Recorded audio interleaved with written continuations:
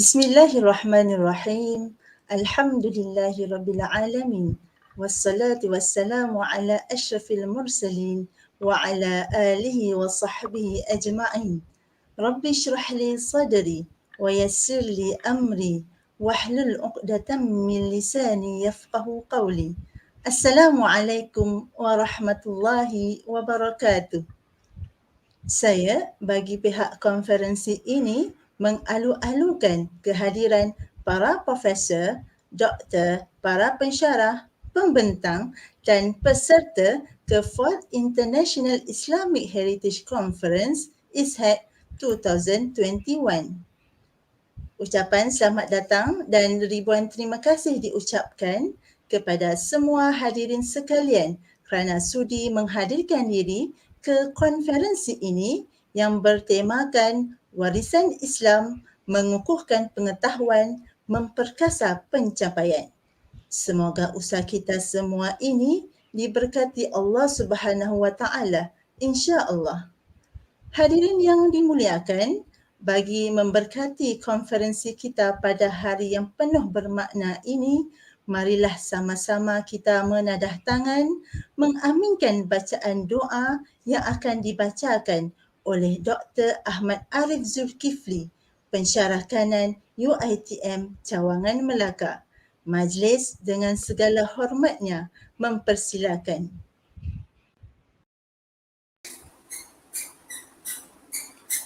Assalamualaikum warahmatullahi wabarakatuh. Al-Fatihah. Alhamdulillah.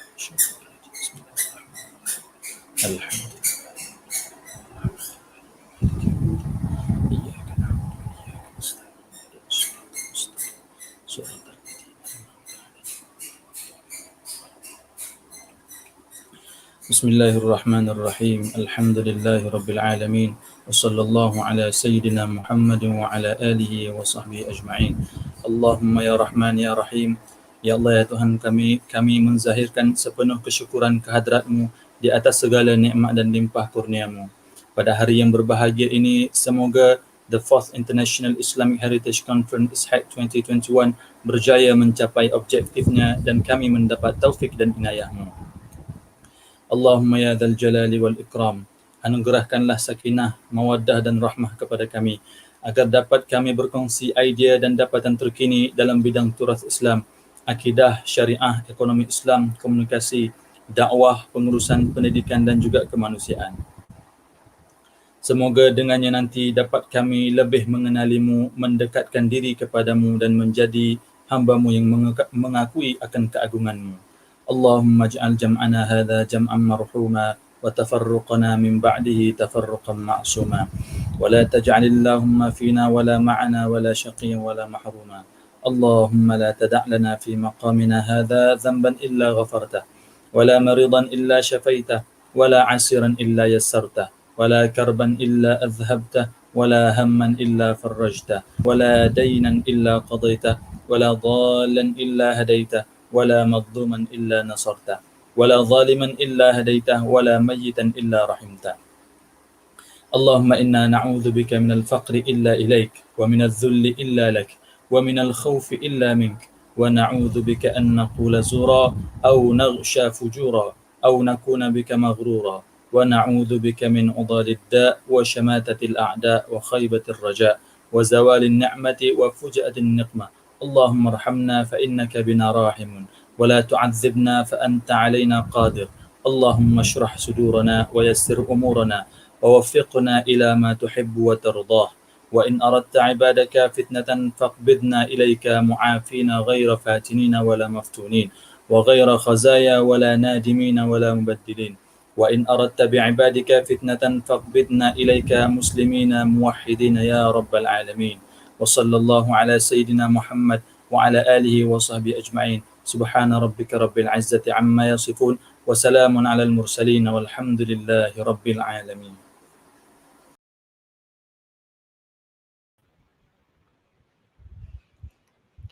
Amin, amin, ya Rabbal Alamin. Thank you very much, Al-Fadhil Dr. Ahmad Arif Zulkifli, for leading our doa recitation. Assalamualaikum warahmatullahi wabarakatuh, and good morning to all our distinguished guests, presenters and participants, dedicated committee members, ladies and gentlemen. It is our pleasure to welcome everyone to the 4th International Islamic Heritage Conference, IsHeC 2021, organized by Academy of Contemporary Islamic Studies, University Teknologi Mara Cawangan Melaka, together with Academy of Contemporary Islamic Studies, University Teknologi Mara Cawangan Terengganu, and University Selangor UNISEL. Bismillahirrahmanirrahim. The Honorable Professor Dr. Abdul Halim Muhammad Noor, exercising the functions of Director of UiTM Cawangan Melaka, the Honorable Dr. Muhammad Zaid Mustafa, the Chairman of the 4th International Islamic Heritage Conference, IsHeC 2021, the respected Executive Committee, the top management of UiTM Cawangan Melaka, esteemed keynote speakers, Professor Dr. Abdul Halim Tamuri from University Kebangsaan Malaysia, Professor Dr. Zaid Ahmad from University Putra Malaysia, and Sheikh Dr. Khalid Zahri from University Abdul Malik Saadi, Morocco. To our generous sponsors, Sinar Hemodialisis Sendirian Berhad, Yayasan Taqwa, Majlis Agama Islam dan Adat Istiadat Melayu Perlis, Majlis Agama Islam Melaka, Pusat Pungutan Zakat Majlis Agama Islam Wilayah Persekutuan. Next, to the distinguished participants, and last but not least, dedicated committee members. Welcome everyone to the 4th International Islamic Heritage Conference, IsHeC 2021, with the themes of Islamic Heritage, Strengthening the Knowledge, Empowering the Achievement. Hadirin yang dimuliakan, sebelum majlis diteruskan, mohon izin untuk saya menyatakan secara ringkas perjalanan konferensi kita pada hari ini. Bagi sesi perasmian dan pembukaan konferensi, majlis akan menjemput ucapan aluan daripada pengerusi IsHeC. Seterusnya, ucapan perasmian dan diikuti dengan ucap utama dari 3 panel jemputan dari dalam dan luar negara. Oleh itu, tanpa membuang masa, majlis mempersilakan ucapan aluan dari pengerusi 4th IsHeC iaitu Dr. Muhammad Zaid Mustafa. Majlis mempersilakan. Assalamualaikum warahmatullahi wabarakatuh. Alhamdulillah wassalatu wassalamu ala Rasulillah wa ala alihi wa sahbihi wa man tabi'ahu wa nasarahu wa walah amma ba'd. The Honorable Professor Dr. Abdul Halim Muhammad Noor, exercising the functions of Director of UiTM Cawangan Melaka, the respected top management of UiTM Cawangan Melaka, our respected keynote speakers, Professor Dr. Abdul Halim Tamuri from UKM, Professor Dr. Zaid Ahmad from UPM, Sheikh Dr. Khalid Zahri from University Abdul Malik Saadi, Morocco, our collaborating partners, ISHeC UiTM Cawangan Terengganu, Universiti Selangor, UNISEL, our generous sponsors, Sinar Hemodialisis Sendirian Berhad, Yayasan Taqwa, Majlis Agama Islam dan Adat Istiadat Melayu Perlis, Majlis Agama Islam Melaka, distinguished participants, dedicated committee members, ladies and gentlemen. Alhamdulillah, praise to Allah with His blessings and grace. The Academy of Contemporary Islamic Studies is able to organize a 4th conference on Islamic heritage with the theme Islamic Heritage, Strengthening the Knowledge, Empowering the Achievement. Without the full support from our co-organizer, Division of Research and Industrial Linkages, and ceaseless dedication as well as istiqamah and amal jama'i being put in among committee members, this conference will not have materialized. Taking the benchmark from the 1st to 3rd conferences, we hope that in this 4th conference, a higher awareness can be shaped on appreciating works and studies in Islamic heritage and broadening wider interests among the academic circle to collaborate and share their expertise in this multidisciplinary approach to contemporary Islamic studies. Besides, this conference is also expected to become the platform in preserving our Islamic heritage in the past, present and future, so that the younger generation can learn and recognize the significance of Islamic heritage and civilization for progress. I would like to take this opportunity to express my deep appreciation to our keynote speakers for honoring us their keynote speeches for this conference. Not to forget, I would also like to thank to all the participants who who have submitted the papers for this conference. We have received about 69 full papers from the participants, and all of these papers will have the opportunity to be published in selected journals as mentioned in our website.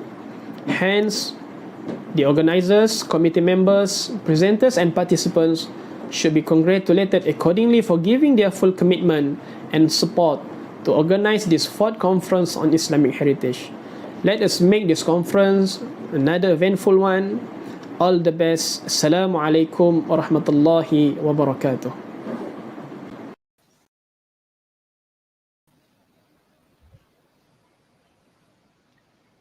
Thank you very much, Dr. Muhammad Zaid Mustafa, for the opening speech. Ladies and gentlemen, esteemed guests, and everyone in attendance, with great pleasure, may we invite the Honorable Professor Dr. Abdul Halim Muhammad Noor, exercising the functions of the Rector of UiTM Cawangan Melaka, to deliver his speech and to officiate the 4th International Islamic Heritage Conference, IsHeC 2021. Please welcome Professor Dr. Abdul Halim Muhammad Noor. Bismillahirrahmanirrahim. Alhamdulillah Rabbil Alamin. Allahumma salli ala Sayyidina Muhammad wa ala alihi wa sahbihi ajma'in.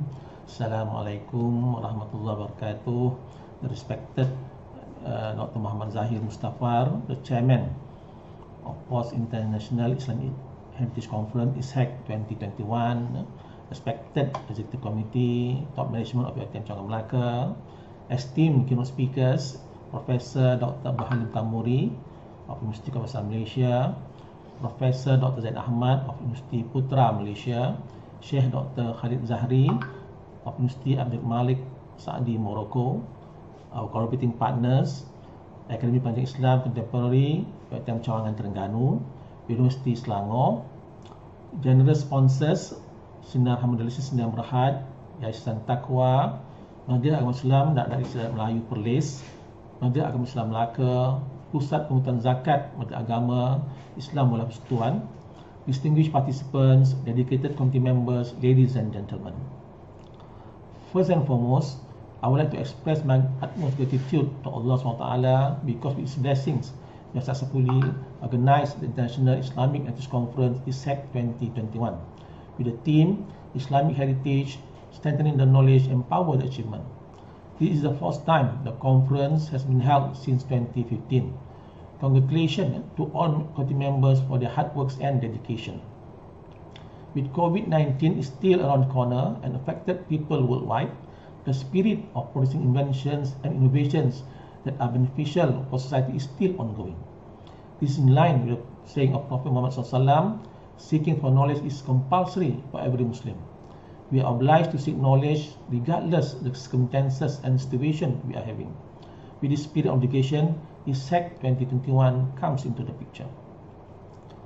Although this event could not be organized in the conventional face-to-face approach, we have adapted and embraced these changes to remain competitive and relevant to the academic world.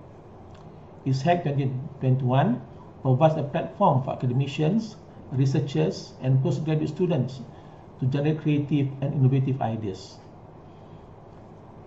IsHeC 2021 has focused on various contemporary sub-themes from different fields of Islamic studies.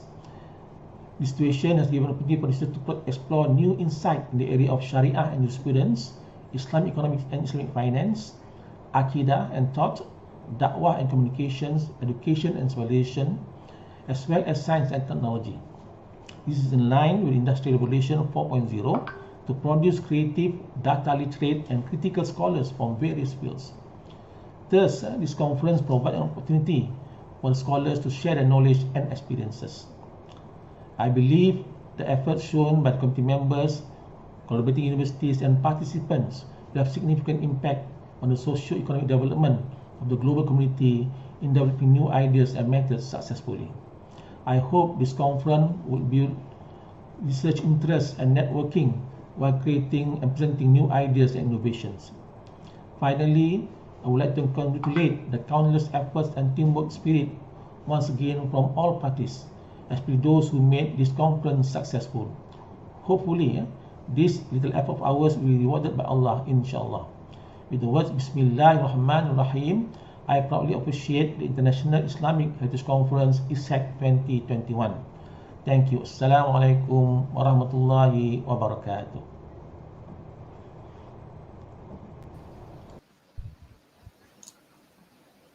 Waalaikumsalam warahmatullahi wabarakatuh.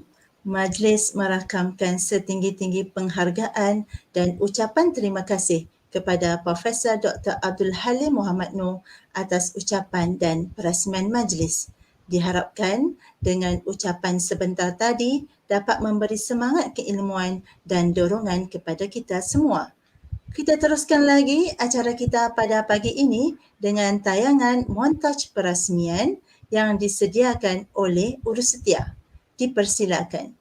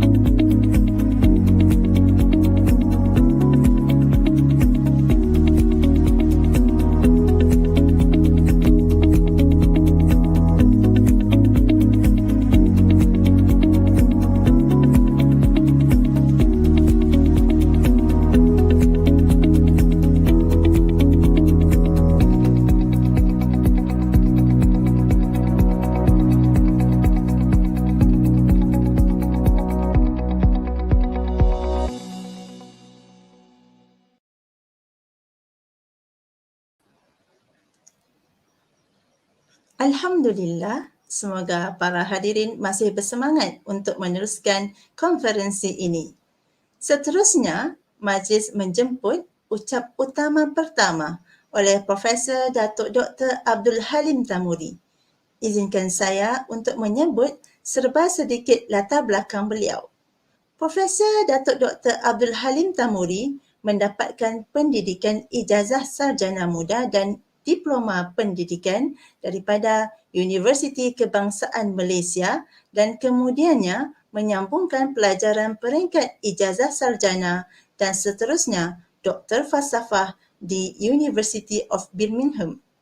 Pelbagai jawatan yang disandangnya dan yang terakhir adalah sebagai Rektor di College Universiti Islam Antarabangsa Selangor Kuis yang berakhir pada 30 Jun 2021.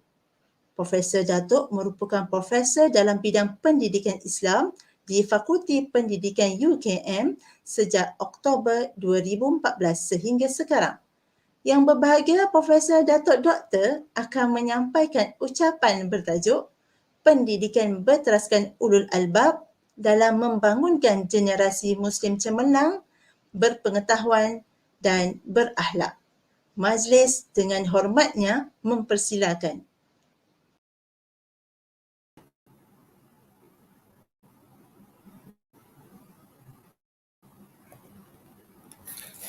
Assalamualaikum warahmatullahi ta'ala wabarakatuh.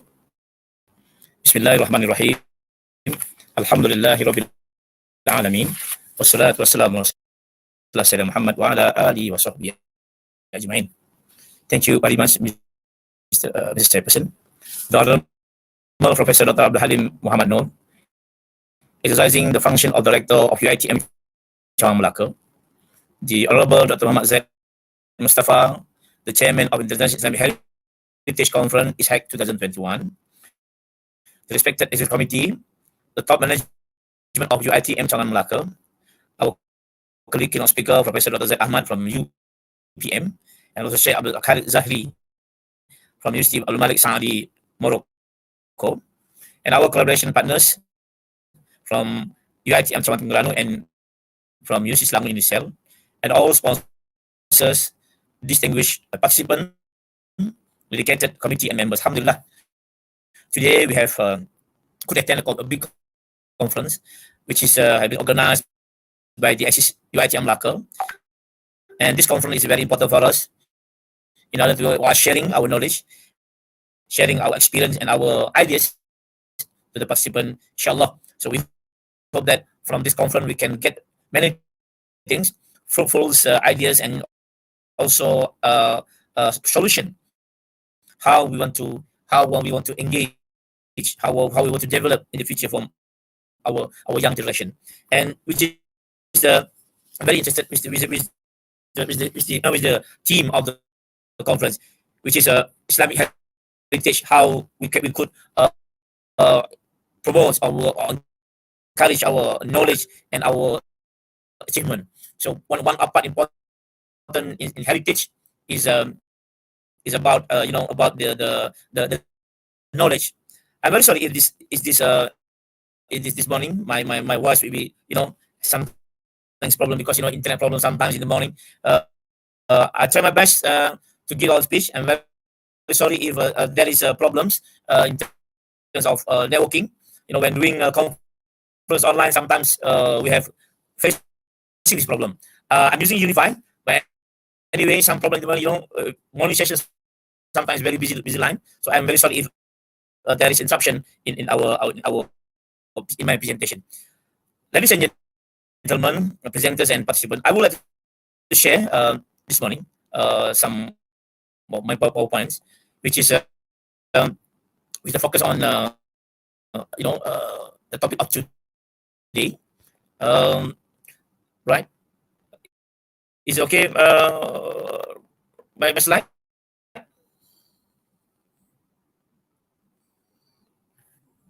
Right. So, right. The topic today is about pendidikan berdasarkan ulul albab dalam membangunkan generasi Muslim yang cemerlang, berpengetahuan dan berakhlak, or dual albab based education in developing excellent, knowledgeable, good Muslim generation. I think this is a topic that we can see this today. So this topic is about the focus is on how we want to develop what's called Muslim excellence, a Muslim who have knowledgeable, Muslim who become good or good akhlak in the future. So there is many things today. There are various efforts by today when implementing education and facing the 21st young generation, and we want to produce how we want to develop a good, positive, and knowledgeable student. And the most important thing, not only knowledgeable, but the most important thing is how they have a good akhlak, how become manusia berakhlak. This is very important today. So in education today, so we have facing many problems, especially in our system today. Generally, before this, school have replaced the role of parents, but during the pandemic 19 now, so we would like to see that now we see that the role of school have been transformed again to the parents. So now parents, more students in school, not in school, but now in home, in their house, learning using PDPR, learning by what means belajar melalui di rumah. So PDPR.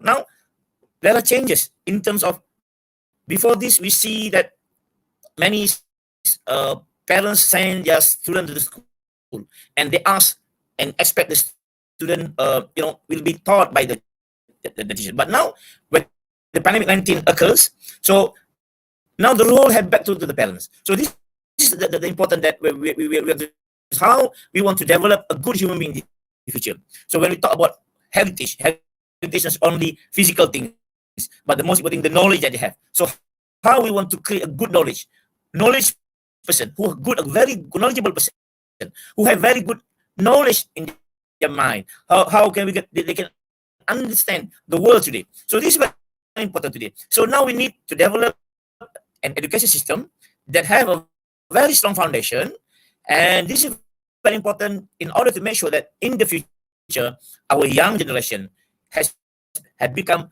a very good human beings, have a knowledge, as well as the propose the idea of how they can practice Islam in the future. So before that, I would like to share what is the we are facing now.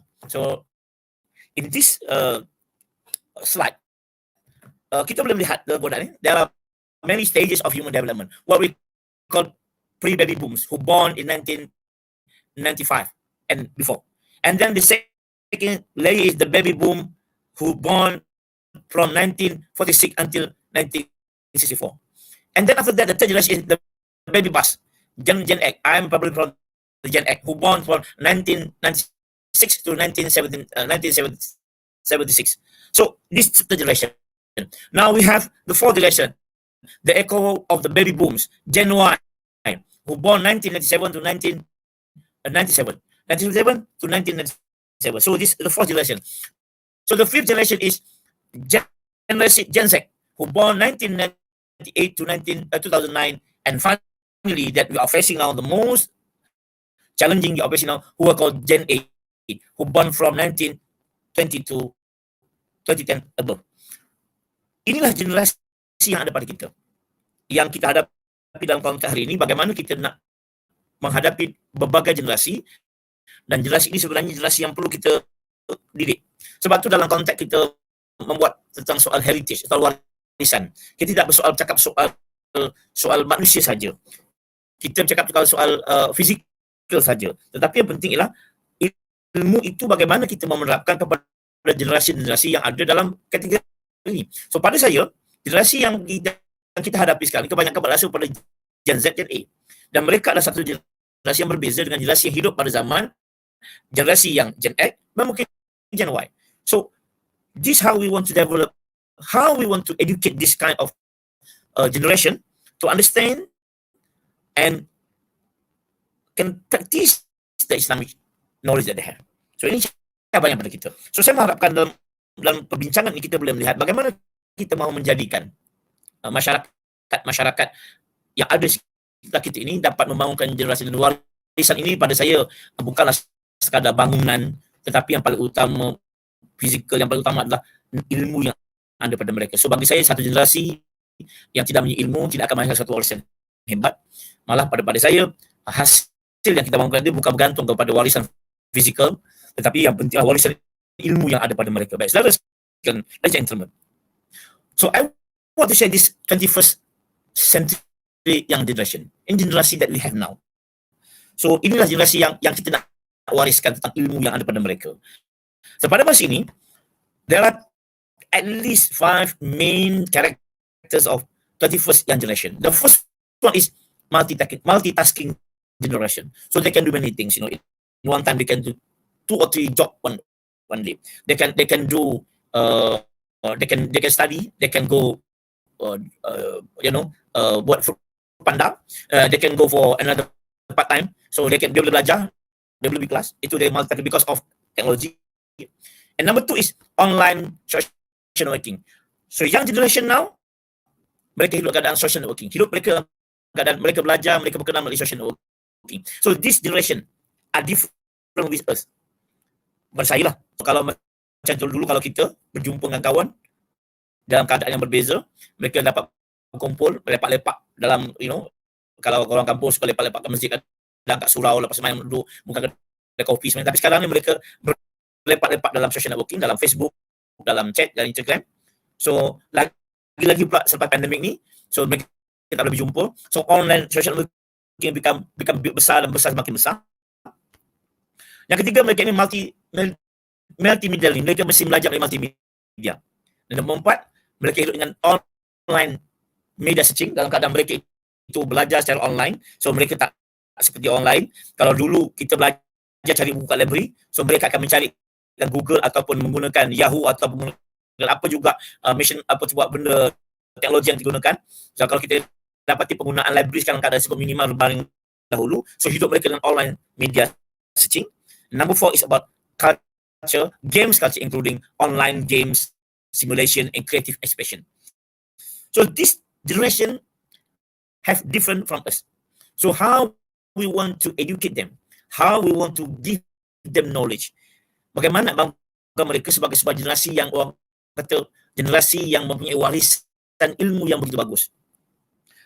Generasi yang mempunyai keilmuan yang tinggi. Ini suatu cabaran kepada kita bagi masyarakat Islam, bagaimana mereka nak didik mereka. Pada saya, physical heritage itu adalah hasil daripada pemikiran yang ada pada mereka. I would like to share, bila saya pergi ke Turki sebelum pandemik dahulu, jumpa dengan kawan-kawan Belanda, kita pelik. Bangunan-bangunan masjid yang bertahun-tahun lama dibina itu tidak roboh, tidak rosak. So jawapan mereka kepada kita ialah sebab tamadun yang dibina itu adalah tamadun orang beriman bertakwa kepada Allah. Sebab engineer dia, kontraktor dia, apalagi dia punya arkitek dia punya designer dia punya pekerja dia, semuanya kerana Allah. So kesemuanya based on amanah. So bila amanah itu, bangunan yang berdasarkan kepada knowledge dan ilmu yang bagus, dia akan kekal sampai bila tahan lama, berbanding dengan setengah bangunan kita bina, beli bangunan 10 tahun dah rosak habis. Sebab apa? Sebab orang itu tidak amanah. So hasil yang dihasilkan, produk yang dihasilkan daripada manusia atau generasi tidak berilmu itu akan merosakkan fizikal. So pada saya, the most important thing is how we want to educate these people, have a good knowledge, have a good faith in Islam, have a good akhlak, and from these good values, they will produce a good physical development, human development, or economic development berdasarkan kepada knowledge yang ada pada mereka. I would like to share because ini satu data yang kita juga dapatkan. Saya ambil data tahun 2015, yang mana pada tahun 2015, ini kehidupan kita menghadapi satu generasi di mana mereka hidup dengan internet. Terdapat 10 juta pengguna Facebook, 3.5 juta Twitter, dan 56 pengguna Instagram. Dan data menunjukkan bahawa 70% of Malaysians are using WhatsApp, which is the third highest in the world. In 2015, 75% Malaysian are using WhatsApp, which is the third highest in the world. Mana penggunaan WhatsApp in our country very high. So in 2015, maknanya penggunaan WhatsApp pada kita adalah tertinggi dunia. Dan data juga menunjukkan 19.2 million people are internet user, use 20.8 hours a day to navigate social web page, and 25% Malaysian are active users in social media. Ini tahun 2014, data-data yang kita sebutkan pada tahun itu. Kemudian even dijangkakan pada tahun 2019 terdapat 13.2 million expected users in Malaysia, dan numbers Facebook meningkat dari masa ke masa. Baik, kita tengok data terbaru dari MMC. Ini satu fundamental yang kita kena fikirkan. Pada saya, dalam generasi yang kita berhadapan ini, kita terpaksa mencari jalan bagaimana nak membangunkan generasi muda, anak-anak yang berusia sekarang daripada from born, lahir until now, yang generasi university level, bagaimana kita nak membangunkan ilmu dan pengetahuan ada mereka. Ini suatu cabaran kepada kita membina tamadun. Ketamadunan yang kita bina tidak seperti dahulu. Kalau dulu kita belajar di universiti, berjumpa dengan masyarakat. Kalau dulu kita belajar di sekolah menggunakan buku. Tetapi now the young generation yang kita ada sekarang berbeza, sebab hidup mereka itu banyak menggunakan teknologi, maklumat dan sebagainya. Baik, data terkini. Baik, di Malaysia pada tahun 2020, ini kajian yang baru dibagi oleh MMC, there are 88.7% internet user in 2020. 1 point increase from 87.4 in 2018. But cuba tengok data pada tahun 2018, penggunaan banyak pada tahap 1 hingga 4 jam. So most in 2018, generally 1 hingga 4 jam ini ialah normal pada pengguna pada masa. Tapi cuba tengok pada data pada tahun 2020, di mana penggunaan telah yang banyak ialah pada jumlah 5 hingga 8 jam sehari. This kind of development. So nombor tu makin meningkat. So jumlah yang 8 hingga 12 juga meningkat, jumlah yang 13 hingga 8 juga meningkat, yang lebih 18 jam juga meningkat. Maknanya we are facing a new kind of generation. How we want to educate them with good knowledge? How we want to train them with a sufficient knowledge of Islam? Macam mana kita kita nak bangunkan warisan ilmu kepada mereka. Ini satu bentuk yang saya rasa kita kena fikir falsafahnya, psikologinya, bagaimana mereka. Baik, nak share lagi. So ini juga data kita dapati. Kalau kita dapati tengok penggunaan place to access internet. Okay, tengok pada data home, 70.5%, on the go 94.5% semasa mereka berjalan bergerak, dan tempat kerja 30.1%. Maknanya kalau kita perhatikan, akses kepada internet ni sangat meningkat dan mereka mendapat teknologi di mana-mana. So pada pandangan saya, bagaimana kita nak bangunkan knowledgeable generation that have a good ethics and as well as excel in the future. So mungkin tamadun yang kita bina ini, yang kita akan bangunkan ini berbeza dengan tamadun yang sebelum ini. Konten serupa, tapi bagaimana kita deliver, how we want to deliver knowledge to them. This is very important for us. So, kita dah tengok banyak benda. Baik.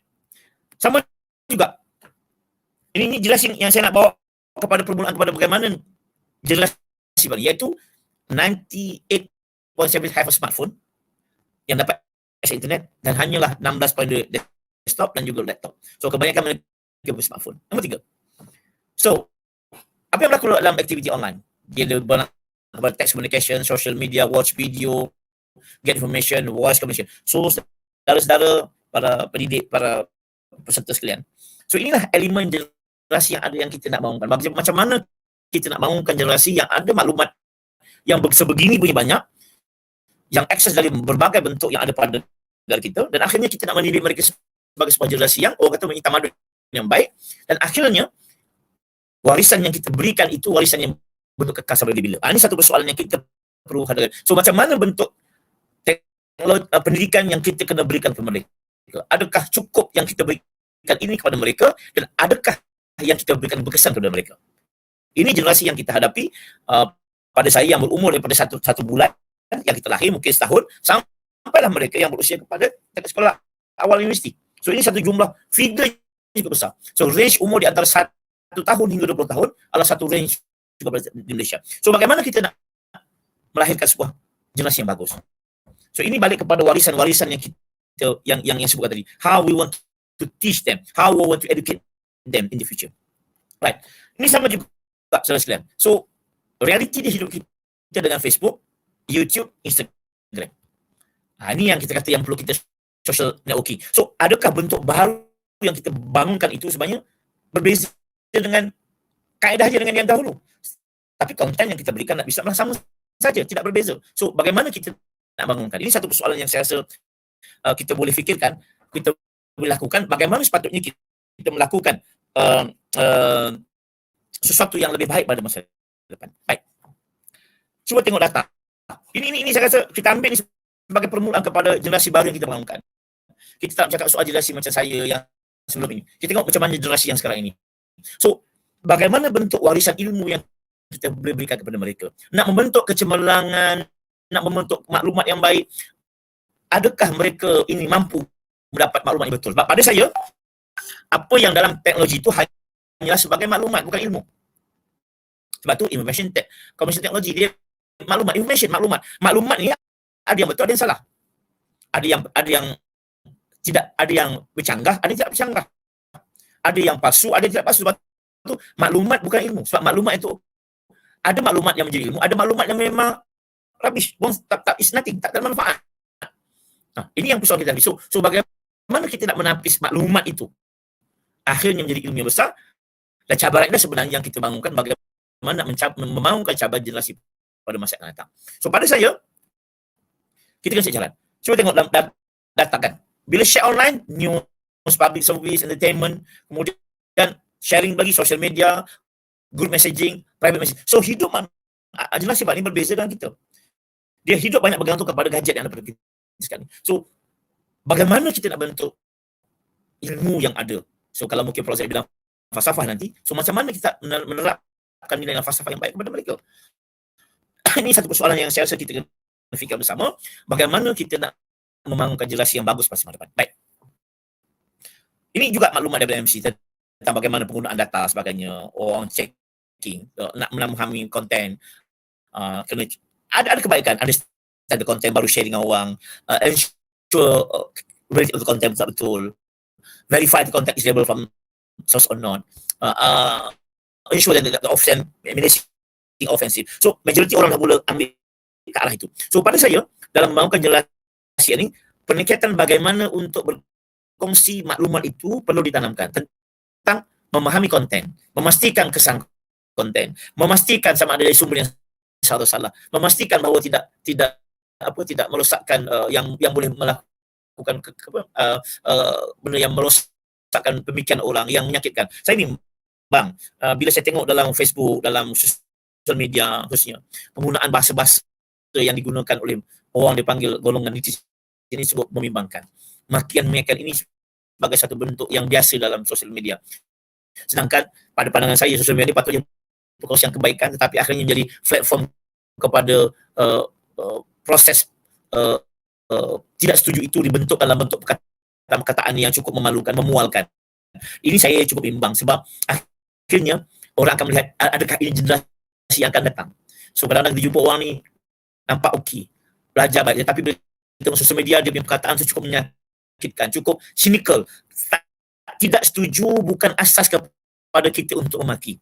Tidak setuju bukan asas kita untuk kita membuat satu yang merosakkan menyakiti orang. Tidak setuju dengan pandangan bukan asas kepada kita untuk kita melemparkan kata nista kepada masyarakat. Dan ini suatu bentuk ketamadunan yang kita bangunkan. So adakah ini generasi yang kita akan wariskan bersama hadapan? So ini persoalan-persoalan baru yang perlu kita hadapi. Bagaimana nak menangani generasi yang begini? Ini soal knowledge yang ada pada kita. Baik. Dan pada saya, dalam konteks pendidikan, kemampuan suatu kaedah itu sebenarnya bergantung kepada kita bagaimana melaksanakan.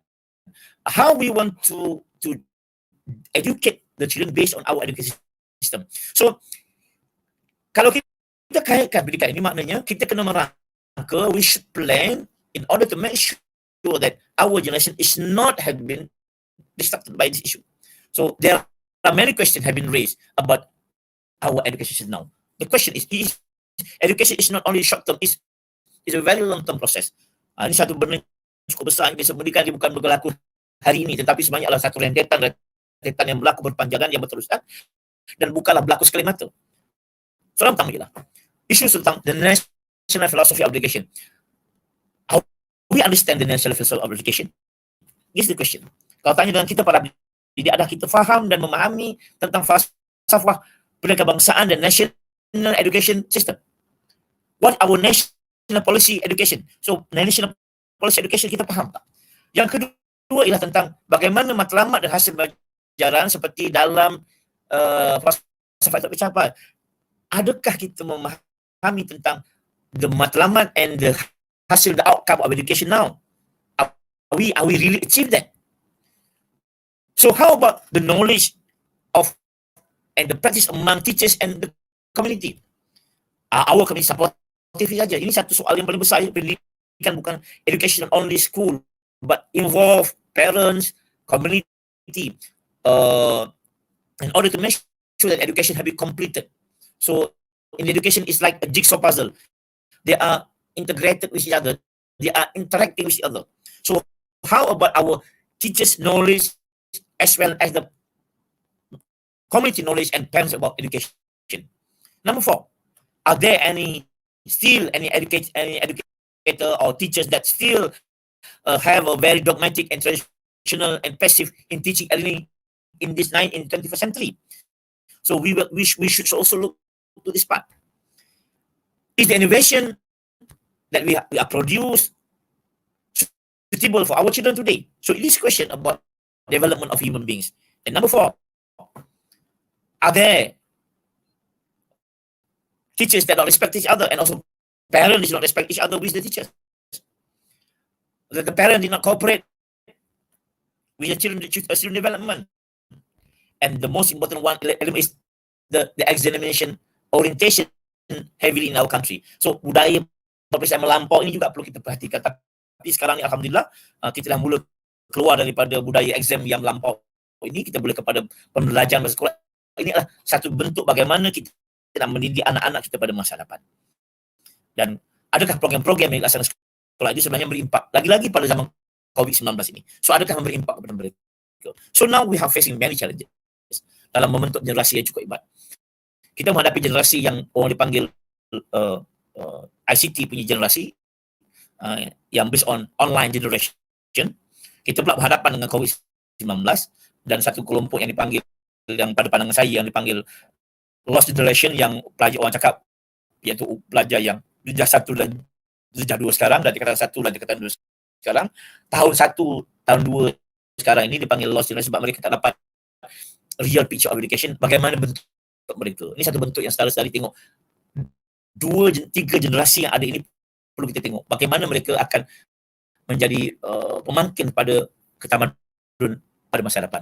So bagaimana nak bentuk mereka? Ini satu persoalan yang perlu kita fikirkan bersama. Baik.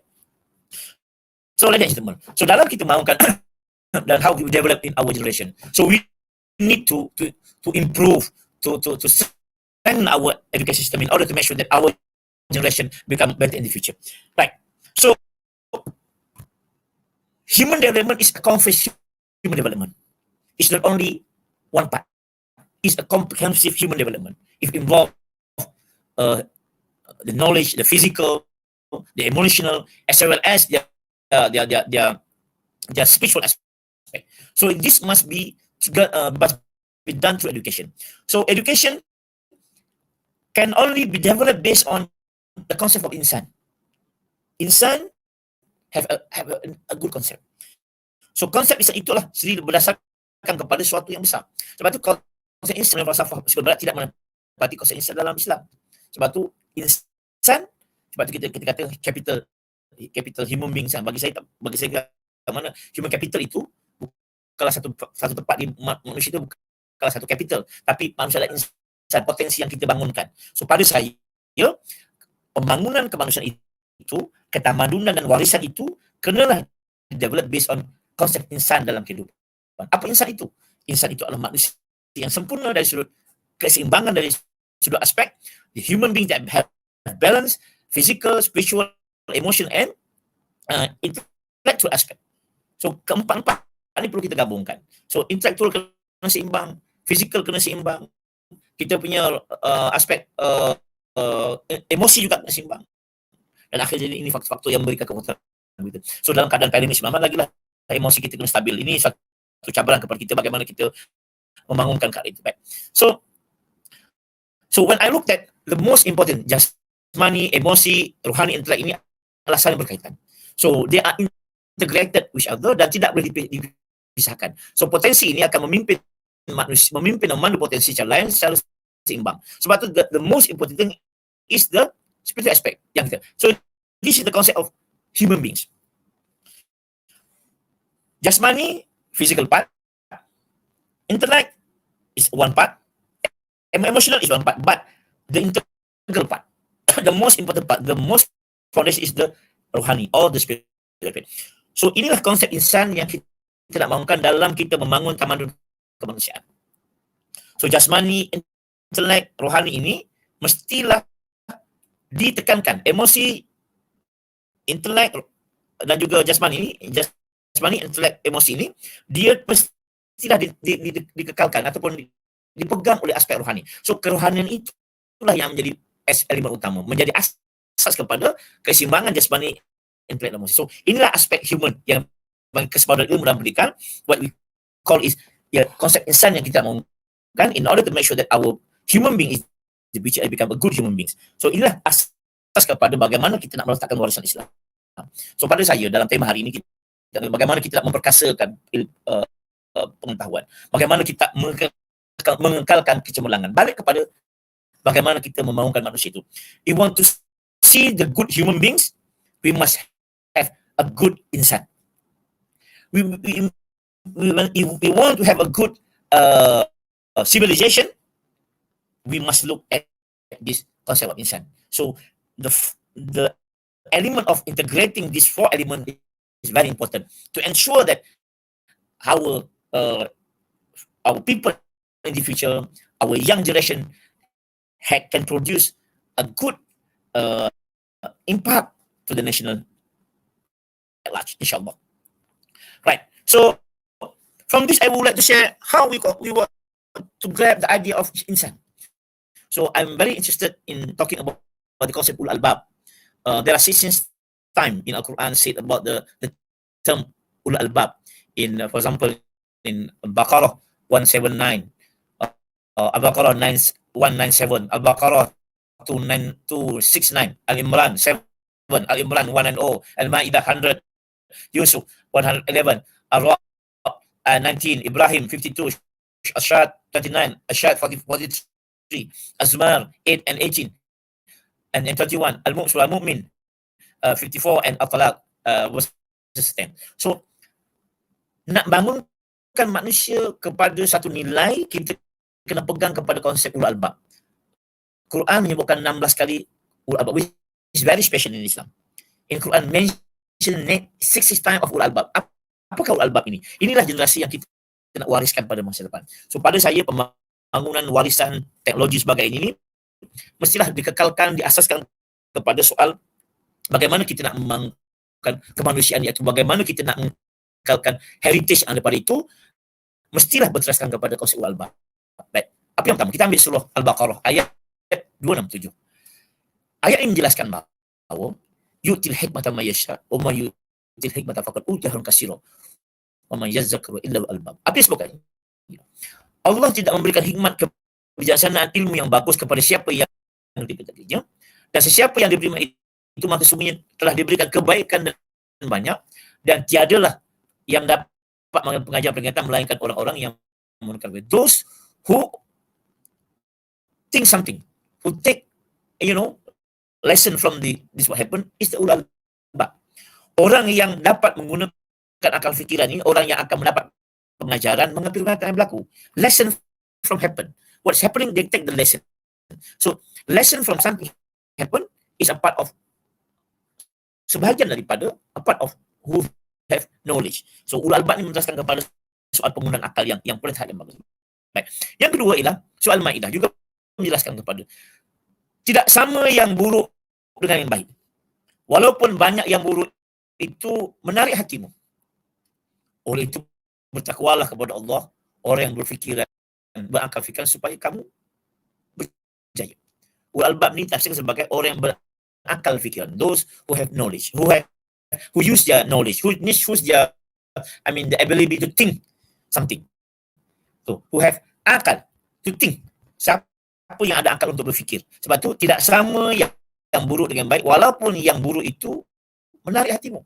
So ini suatu yang memerlukan suatu pendekatan cukup mendalam. So bagaimana kita nak memastikan orang itu berfikir, dia akan fikir. Walaupun buruk itu banyak menarik minat, tapi orang yang albab itu akan fikir, dia akan memikir secara mendalam. Dan yang ketiga, surah Ibrahim menjelaskan tentang sama juga, iaitu supaya orang yang mempunyai fikiran beringat dan berinsaf. Orang yang ulul albab ini adalah orang yang diberikan kemampuan untuk berfikir. So pada saya, in educating the human development, so the concept ulul albab is very suitable.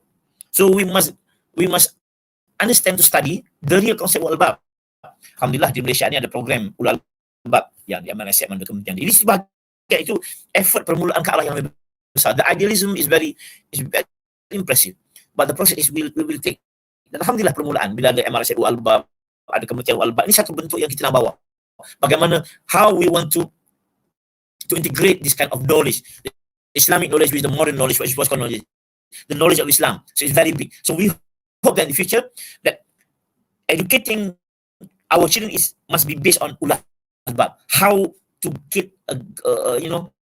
to have a creative to understand, how to very critical to understand the concept of Quran. We must do research. We must study in depth what is happening. Kita kena mengkaji secara mendalam. Nak tengok Quran ni kena tengok secara critical.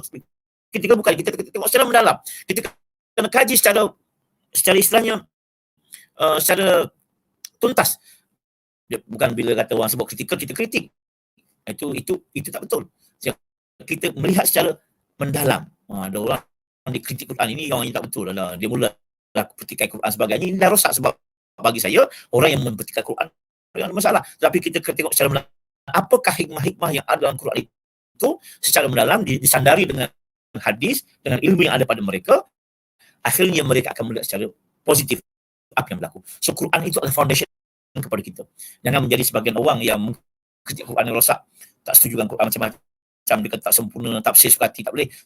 Sebab ada disiplin kita mentafsir Al-Quran. Sebab tu melihat kalau tengok para mufassirin, kan? Al-Qurtubi, Zamakhsyari, kita kata para ulama, even Hamka sekalipun yang ada pada negara kita, dia mentafsir Quran bukan benda mudah. Sebab tu mentafsir Quran memerlukan disiplin ilmu yang dalam. Ada orang tak boleh baca Quran, ada orang nak mentafsir Quran, bahasa Arab tak tahu.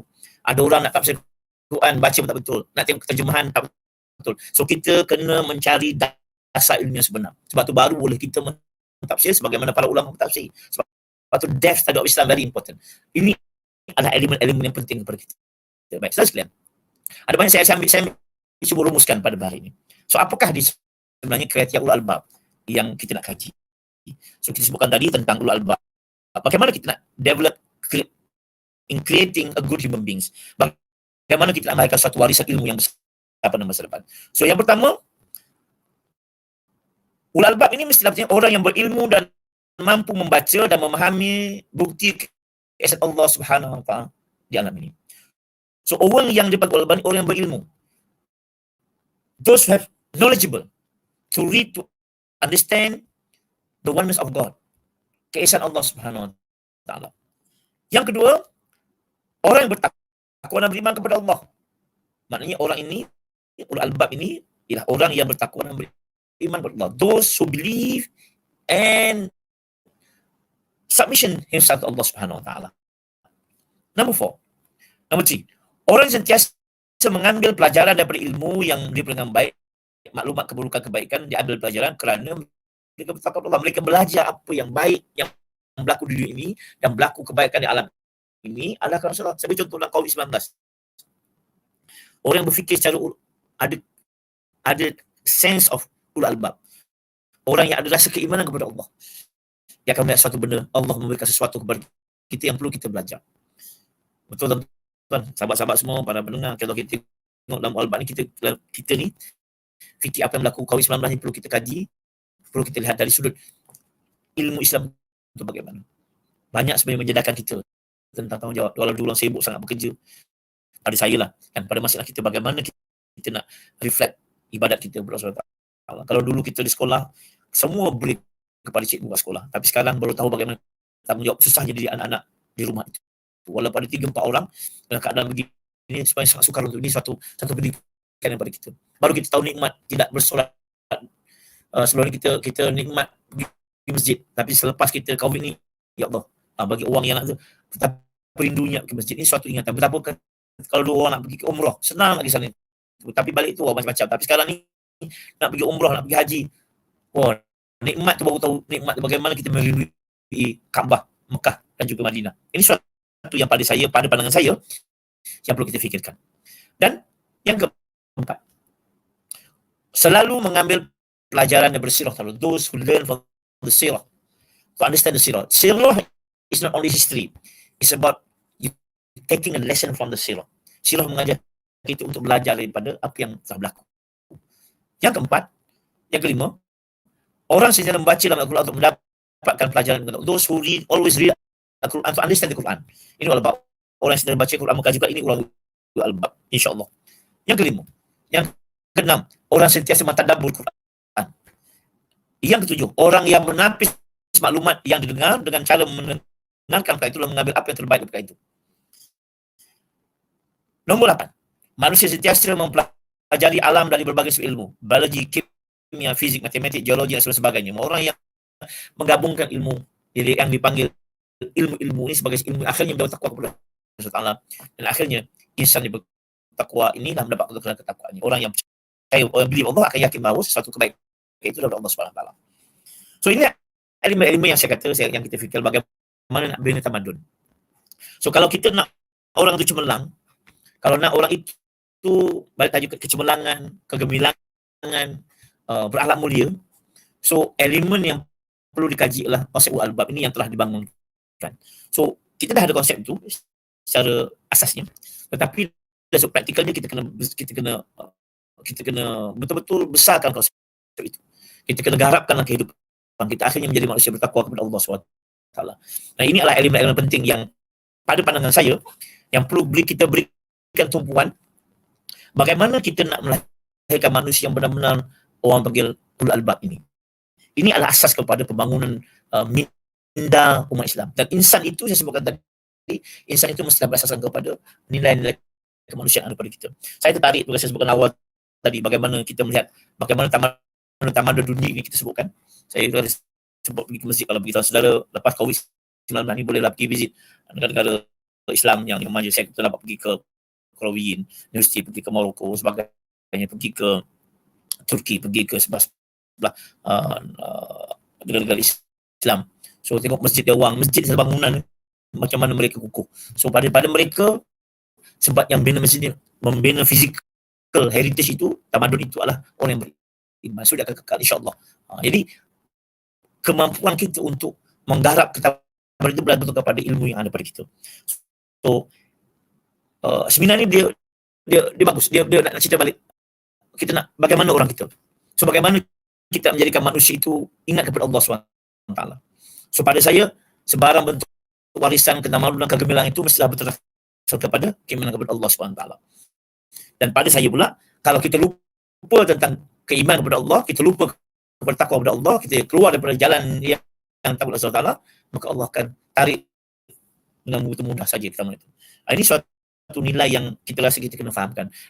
Dan pada pandangan saya, from my understanding, educating young generation in this 21st century is very challenging, because the access of internet, globalization, unlimited access of the world have created big challenges for educators to educating our generation. They have a lot of knowledge. They have a lot of information. For example, anything. You just go to YouTube, you just go to Google, and you can get many things. But how we want to filter to make sure that this knowledge is right and not deviation knowledge. So it's very important. So bagaimana kita nak menapis ilmu itu pada saya cukup penting.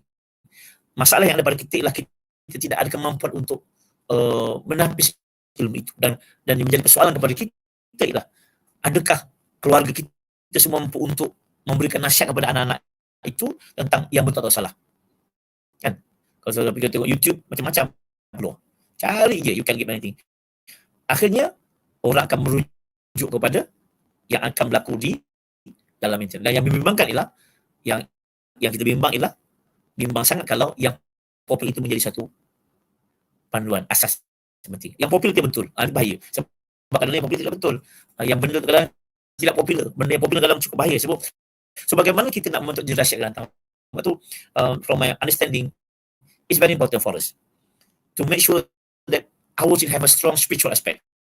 So aspect jasmani, emosi, rohani, intelek itu bergabung. So the spiritual aspect must be developed. So yang menjadi cabaran kita pula semasa COVID-19 ini, dia mencabar.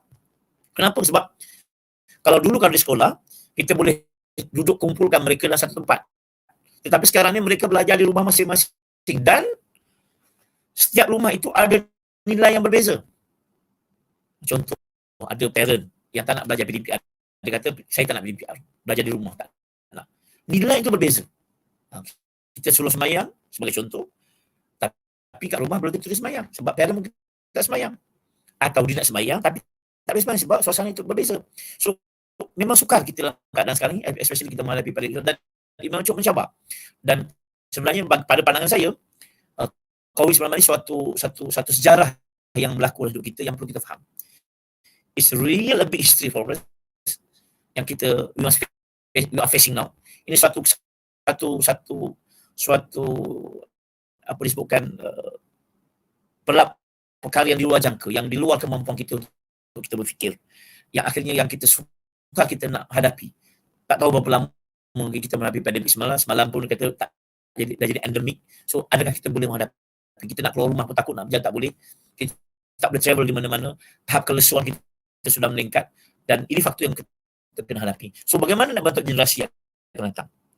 So kebimbangan saya ialah lost generation ini akan semakin besar. So pada saya, antara perkara utama yang boleh diberikan perhatian ialah bagaimana kita nak mendidik memastikan supaya apa yang dikatakan golongan kumpulan lost generation yang saya sebut kepada saya daripada umur darjah 1, darjah 2, tahun 1, 2 universiti ini perlu kita tengok. Itu bagi mereka yang belajar. Itu bagaimana tak belajar. So ini pada saya perkara yang perlu kita berikan tumpuan, dan saya rasa insyaAllah kita dapat perkongsian maklumat yang penting pada hari ini. So yang utama kepada kita dalam membangun ketamadunan manusia, kita membangun warisan bangsa kita yang hebat ini, perlulah diteruskan kepada akhlak. Sebab pada saya akhlak ini adalah yang penting kepada kita, kerana tanpa akhlak dia akan menjadikan nilai kita ini semakin tidak bermakna. Sebab saya bimbang kalau kita tidak melakukan sesuatu yang serius dalam menghadapi generasi pada hari ini, saya mengharapkan suatu collective decision antara kita, antara pengkaji, antara pensyarah, antara guru-guru. Kita tengok balik, kena semak balik lah pada saya kurikulum pendidikan kita. Sebab pada saya generasi yang kita hadapi ini generasi yang berbeza, unprecedented generation yang kita akan berlaku, dan ini satu cabaran yang cukup besar kepada kita dalam kita mendidik anak-anak. So insyaAllah saya harapkan dalam akan datang ini kita menjadikan sesuatu lebih besar lagi. So kita tidak boleh melihat warisan itu sekadar fizikal, tetapi yang paling penting ialah warisan itu mesti lahir daripada pembangunan ilmu. Dan yang paling penting ialah pada saya ialah akhlak. Ini yang kita bimbang. Saya minta maaf untuk akhirnya saya cukup risau bila kita baca internet, dalam Facebook, dalam Twitter, dalam Instagram ni kurang sikit.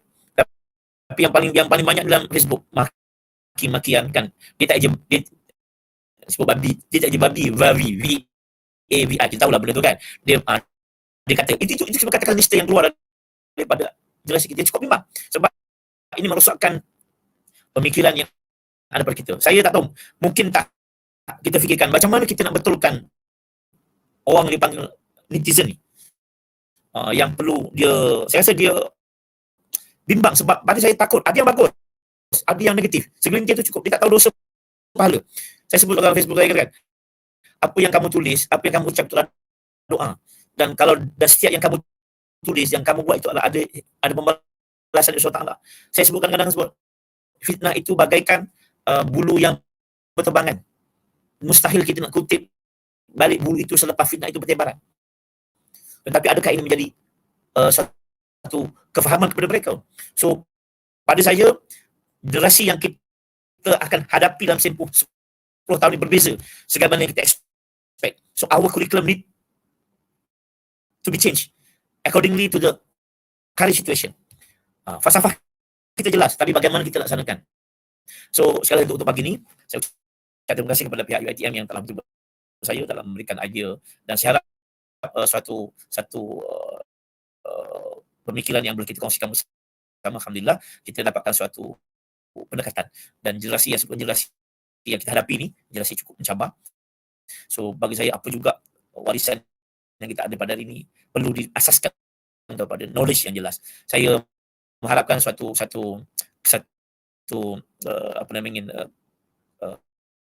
pertemuan diskusi yang lebih mantap lagi, bagaimana kita nak menghadapi momentum generasi yang saya sebutkan istilah saya lost generation, generasi yang hilang.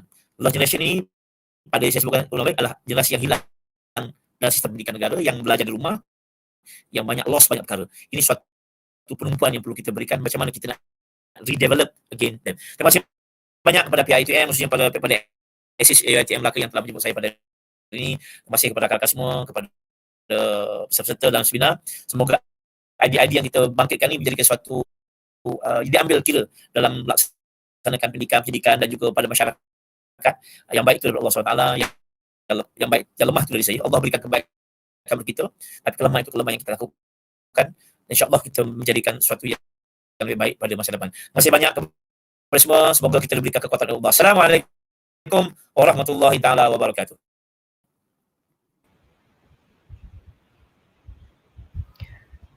Waalaikumsalam warahmatullahi wabarakatuh. Thank you very much, Professor. This is a very concerning issue indeed when you are talking about the lost generation, and it is obvious that the part played by the parents, the teachers, and also the policymakers in making sure that this, the post-pandemic generation or the lost generation, as mentioned by Prof, it's being taken care of. So this is a concerning issue, and I hope that by sharing today, the issue here is going to create awareness towards these students who mentioned, and Prof also mentioned that whatever is happening on the internet, especially the popular issue, is being considered as the truth. So that is also a concerning reality as well. Thank you very much, Prof, for sharing that with us. Okay, so ladies and gentlemen, again, thank you very much to Professor Datuk Dr. Abdul Halim Tamuri for sharing with us just now. And next, we are going to move on to our second keynote speaker. We are honored to have with us today Professor Dr. Zaid Ahmad, who is a professor in Philosophy and Civilization Studies from the Department of Government and Civilization Studies, Faculty of Human Ecology, University Putra, Malaysia. Before that, allow me to introduce our second keynote speaker. Professor Dr. Zaid Ahmad was the head of the Department of Government and Civilization Studies from 2003 to 2011, and later was appointed as the Dean of the Faculty of Human Ecology from 2011 to 2016. He has taught and conducted lectures, delivered keynotes and seminars in more than 20 countries all over the world, including in the UK, New Zealand, Germany, Sweden, Italy, Australia, Taiwan, Thailand, Korea, and Japan. Professor Dr. Zaid Ahmad is a highly accomplished scholar, and throughout his career, he has published more than 100 publications, including books, journals, chapters, and proceedings. Ladies and gentlemen, without further ado, I present to you our second keynote speaker, Professor Dr. Zaid Ahmad, who will deliver his keynote speech on Islamic heritage and civilization reform, connecting the broken and raising the vanished. Thank you very much. Can you hear me? InsyaAllah ya. Baik, Assalamualaikum warahmatullahi wabarakatuh. Dan salam hormat, salam sejahtera. Terima kasih Nur Syaidatul Kamal, MC, for the kind introduction.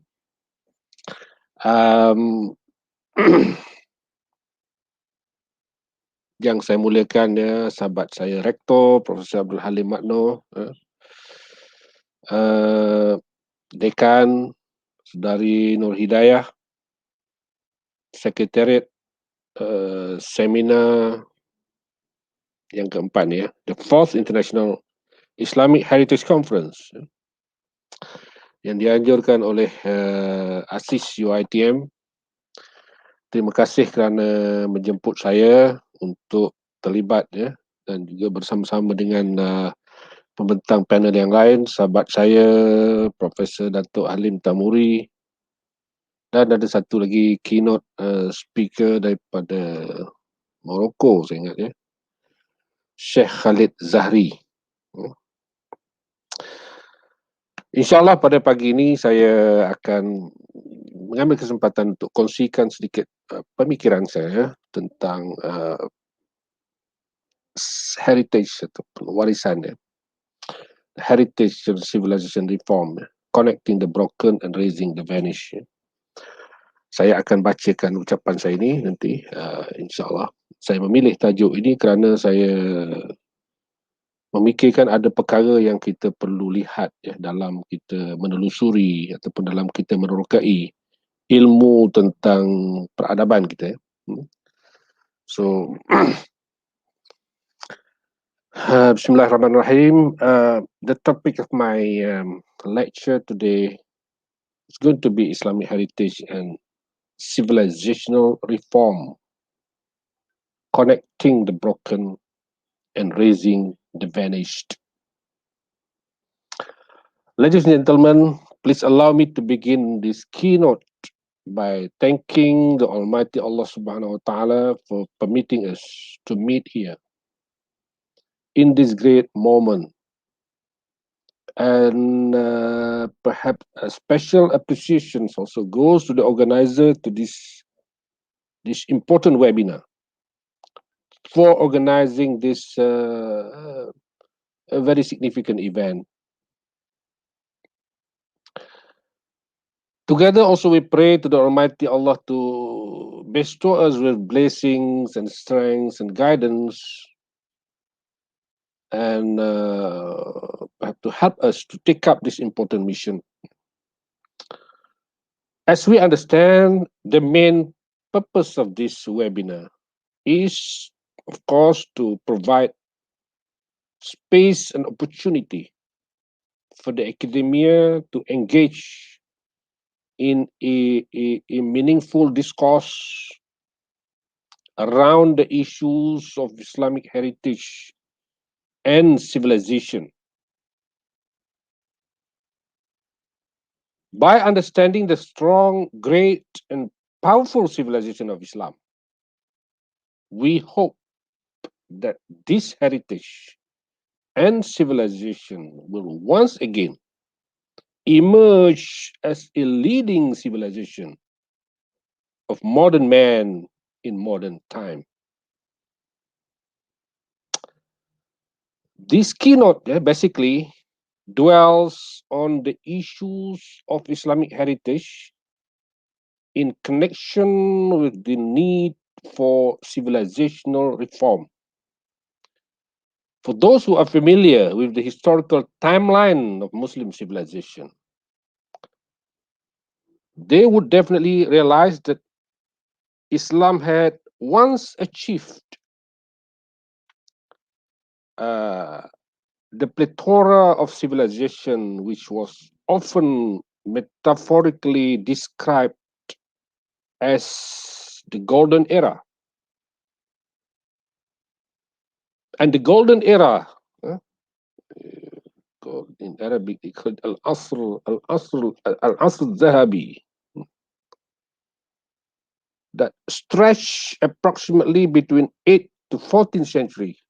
Islam had witnessed the flourishing of knowledge, arts, culture, and scientific traditions. The establishment of, for example, in Baghdad, the House of Wisdom, or Baitul Hikmah, had not only been a symbol of achievement in knowledge and science, but also in culture and all facets of life. Baghdad had emerged as an advanced cosmopolitan society, where high urban metropolitan culture has established.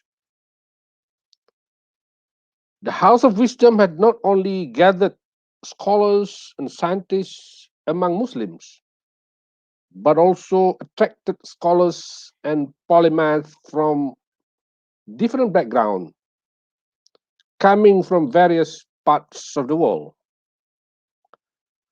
And the Muslim scholars at that time had shown a strong, desirous interest in exploration of knowledge. And the process of adapting and integrating knowledge and scientific tradition from other civilizations that took place in Baghdad had greatly enriched the treasures of Islamic heritage. Classical works from other languages of earlier civilizations, such as the Greeks, Romans, Persians, as well as other Greek civilizations of the past, were brought into the Islamic world, translated and made available in Arabic. And all this process had greatly contributed towards the enrichment of Islamic heritage.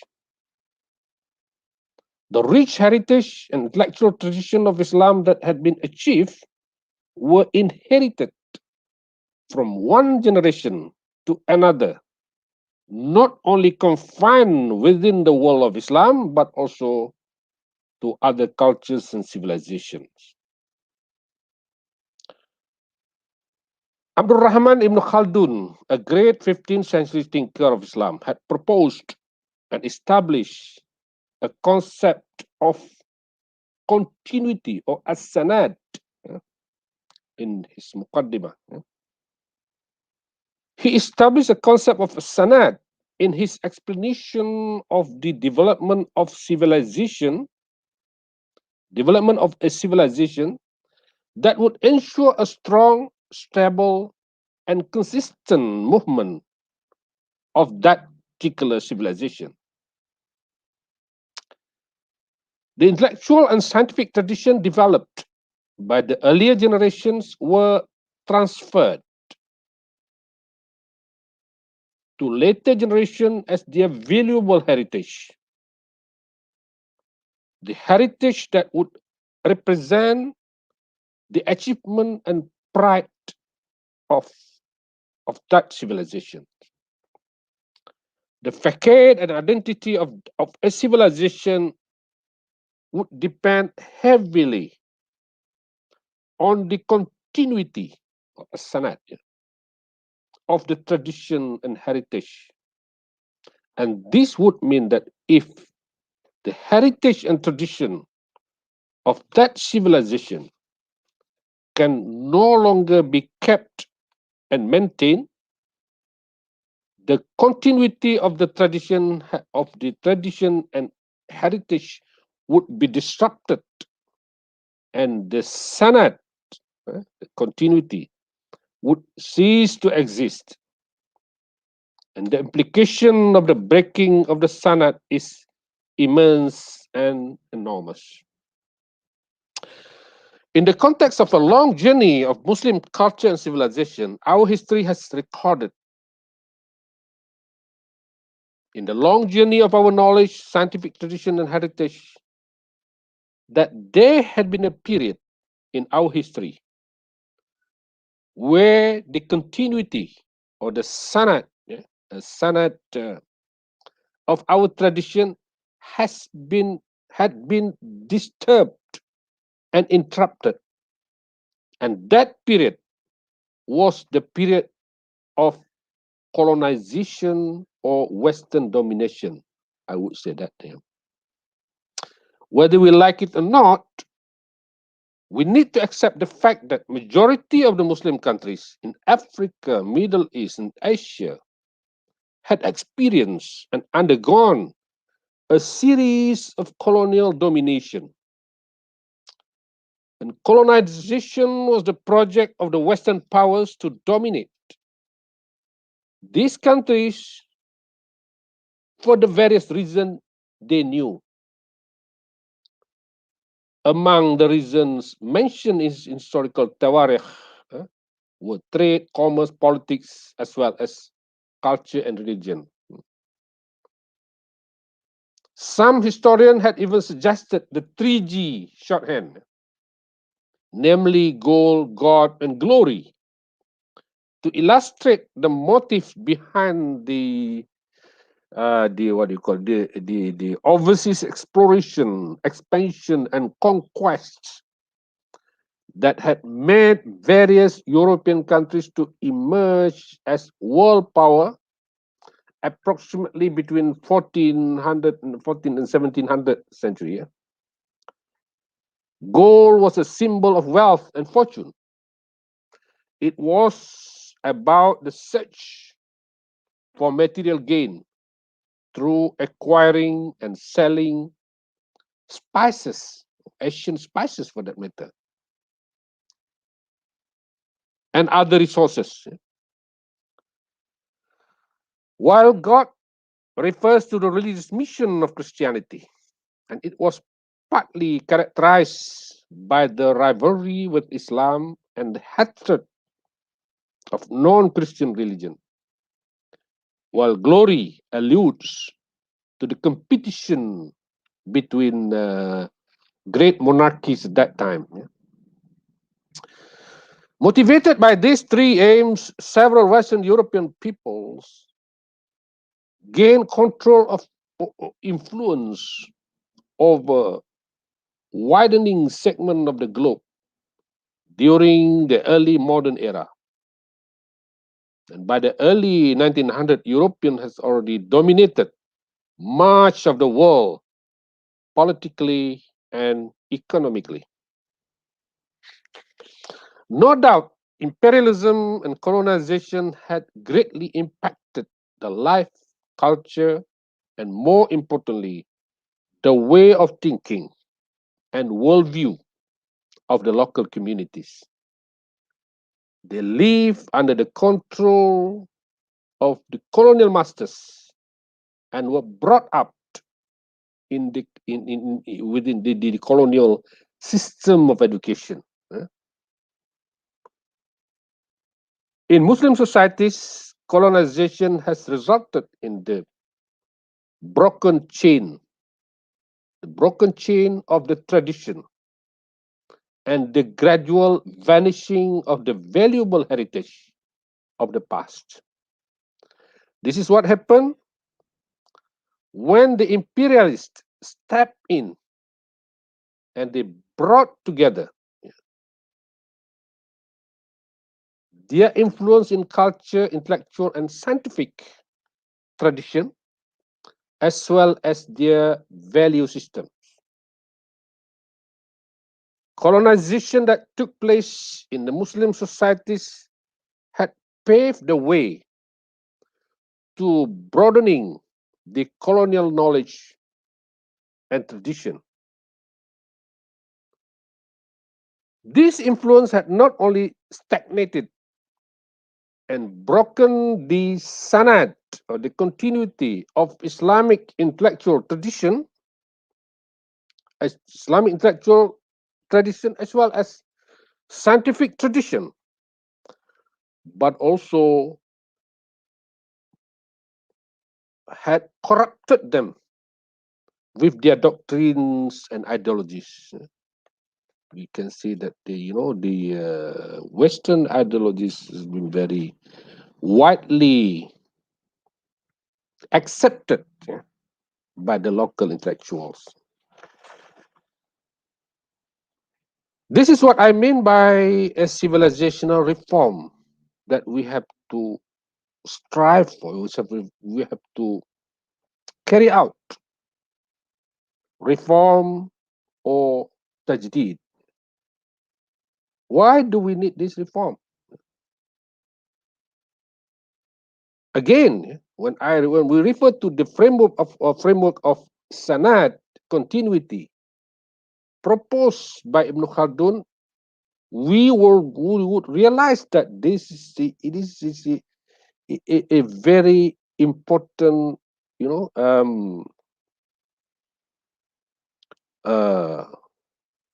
effort that we have to take. I mean, to link up, between the broken chain in terms of our intellectual and scientific tradition. In order to sustain the achievement of a civilization, there must be a continuity in intergenerational knowledge transmission through education. It is in the same line of argument I propose a framework of civilization reform as the way forward to bring back the great legacy of Islamic heritage, the Turath al-Islam. And this can be realized through a wide range of intellectual, academic, social, cultural, and political movement that would lead the path. And this movement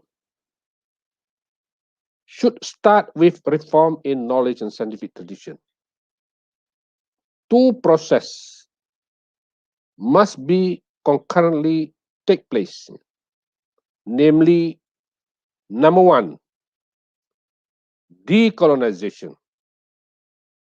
and number two, indigenization, or I would put it in bracket, Islamization that we have heard, for maybe for the past 2-3 decades, 3 decades. Islamization of science, Islamization of our of knowledge.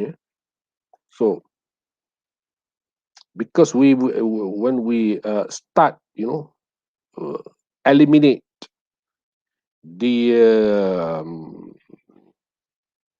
colonial influence in our scientific tradition, we have to fill up that vacuum. We have to indigenize knowledge, so that when we talk about knowledge, we have the right epistemology. We call it as indigenous epistemology. The question whether Islamic heritage once again can play a catalytic role depends very much on how far the broken link can be connected and how much the vanished heritage can be placed in modern civilizational mainstream. And this reform movement is crucial to connect the broken legacy and tradition and to upsurge the vanished heritage of the past. And this movement must be carried out methodically and strategically. And it has to be holistic, all-inclusive, and involve all aspects and facets of human life. That's why we have to congratulate, the organizing committee of this seminar, because this is one of the important platform that we have to take that opportunity, to link up that broken chain. Nonetheless, as we can see, for the past 3 decades, there had been growing awareness and critics of what is now known as colonial science or colonial knowledge. We have heard that for perhaps the for the past 40 years, for example. Critics put forward on the colonial framework in knowledge. The movement is blooming in many former colonized countries, including in the Malay world, in Malaysia as well as Indonesia. There have been a group of intellectuals who have that like-minded, share the same struggle, the same aspiration. As it is in the case of Latin America and Africa, for example, we can see the emergence of academics and intellectual movement trying to re-examine and relook the long-standing legacy of the colonial knowledge. And this movement arose with a big agenda to scrap the rust in the sciences and cosmology left by the imperialists that have long been ingrained in the minds of local academics. They mobilized the idea of re-evaluating the epistemology and framework of colonial tradition and knowledge that had so far been used to understand and define their own society and culture. This movement is basically an intellectual response towards the syndrome of colonized mentality, or captured mentality for that matter. So, colonized mentality and epistemological dependency, I would call it. Epistemological dependency that exists among local academia, especially in relation to academic discipline, within humanities, social science, history, and historiography particularly. And this movement aims to confront the syndrome of excessive intellectual dependency on colonial knowledge, particularly in describing the form, nature, and image of the local society and culture. This is the outcome of the education system, actually. The curriculum introduced and practiced in the colonial era. The curriculum that they developed, the curriculum developed by the colonials, it is aimed at serving the interests of the imperial. Local students who follow or who undergo this colonial education were educated and exposed to a curriculum designed in such a way as to be in line with the purpose of the colonization. And when this, this student, when they return, when the colonial leave the colony, when they return home, the existing system of education that we have inherited, the existing system of education and institutions that had been established during the colonial time was continued by the native. And this situation was well described by one of the great scholars in the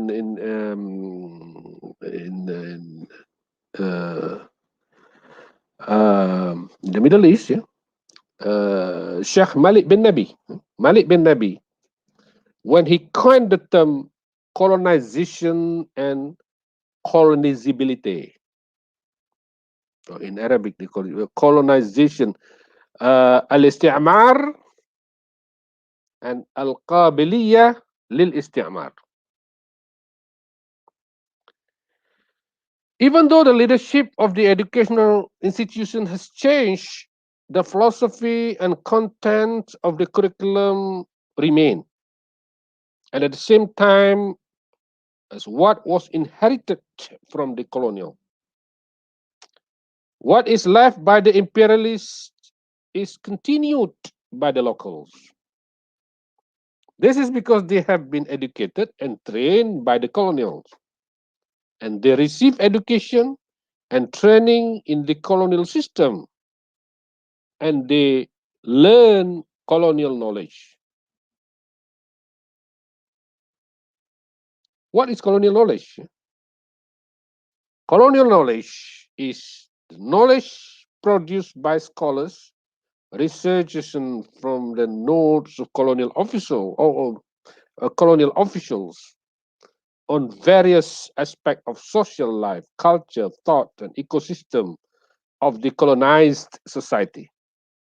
And they took the opportunity while working in the colonies to gather as much as possible knowledge related to the society or to that particular society. And from that collection, the data, the informations, these we call it as administrator or scholars, colonial officials have documented them and produced, and they also produce a vast corpus of knowledge which later became source of reference by students and scholars among us, or among indigenous. For example, I would give you this is example that we are familiar with. For example, in the field of Malay studies, we cannot miss various names, such as Stamford Raffles, R.J. Wilkinson, R.O. Winstead. Just mention a few names. Those who undertake Malay studies must have come across their writings. And their writings have greatly influenced the thinking, understanding, and intellectual outlook of many local scholars. Therefore, there is an urgent need to restructure and rebuild an indigenous systemological framework that is really grounded in the original local values. And at the same time, we must eliminate the remnants of colonial influence in the indigenous education system. And of course, this movement will face difficulties because the one who oppose it are no longer among the colonials anymore. They have long returned and left this country.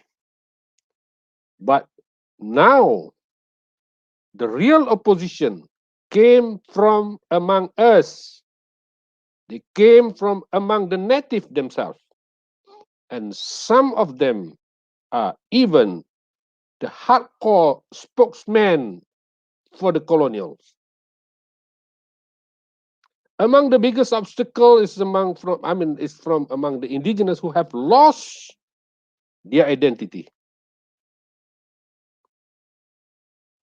And they admire the civilization, the progress and civilization of the imperial.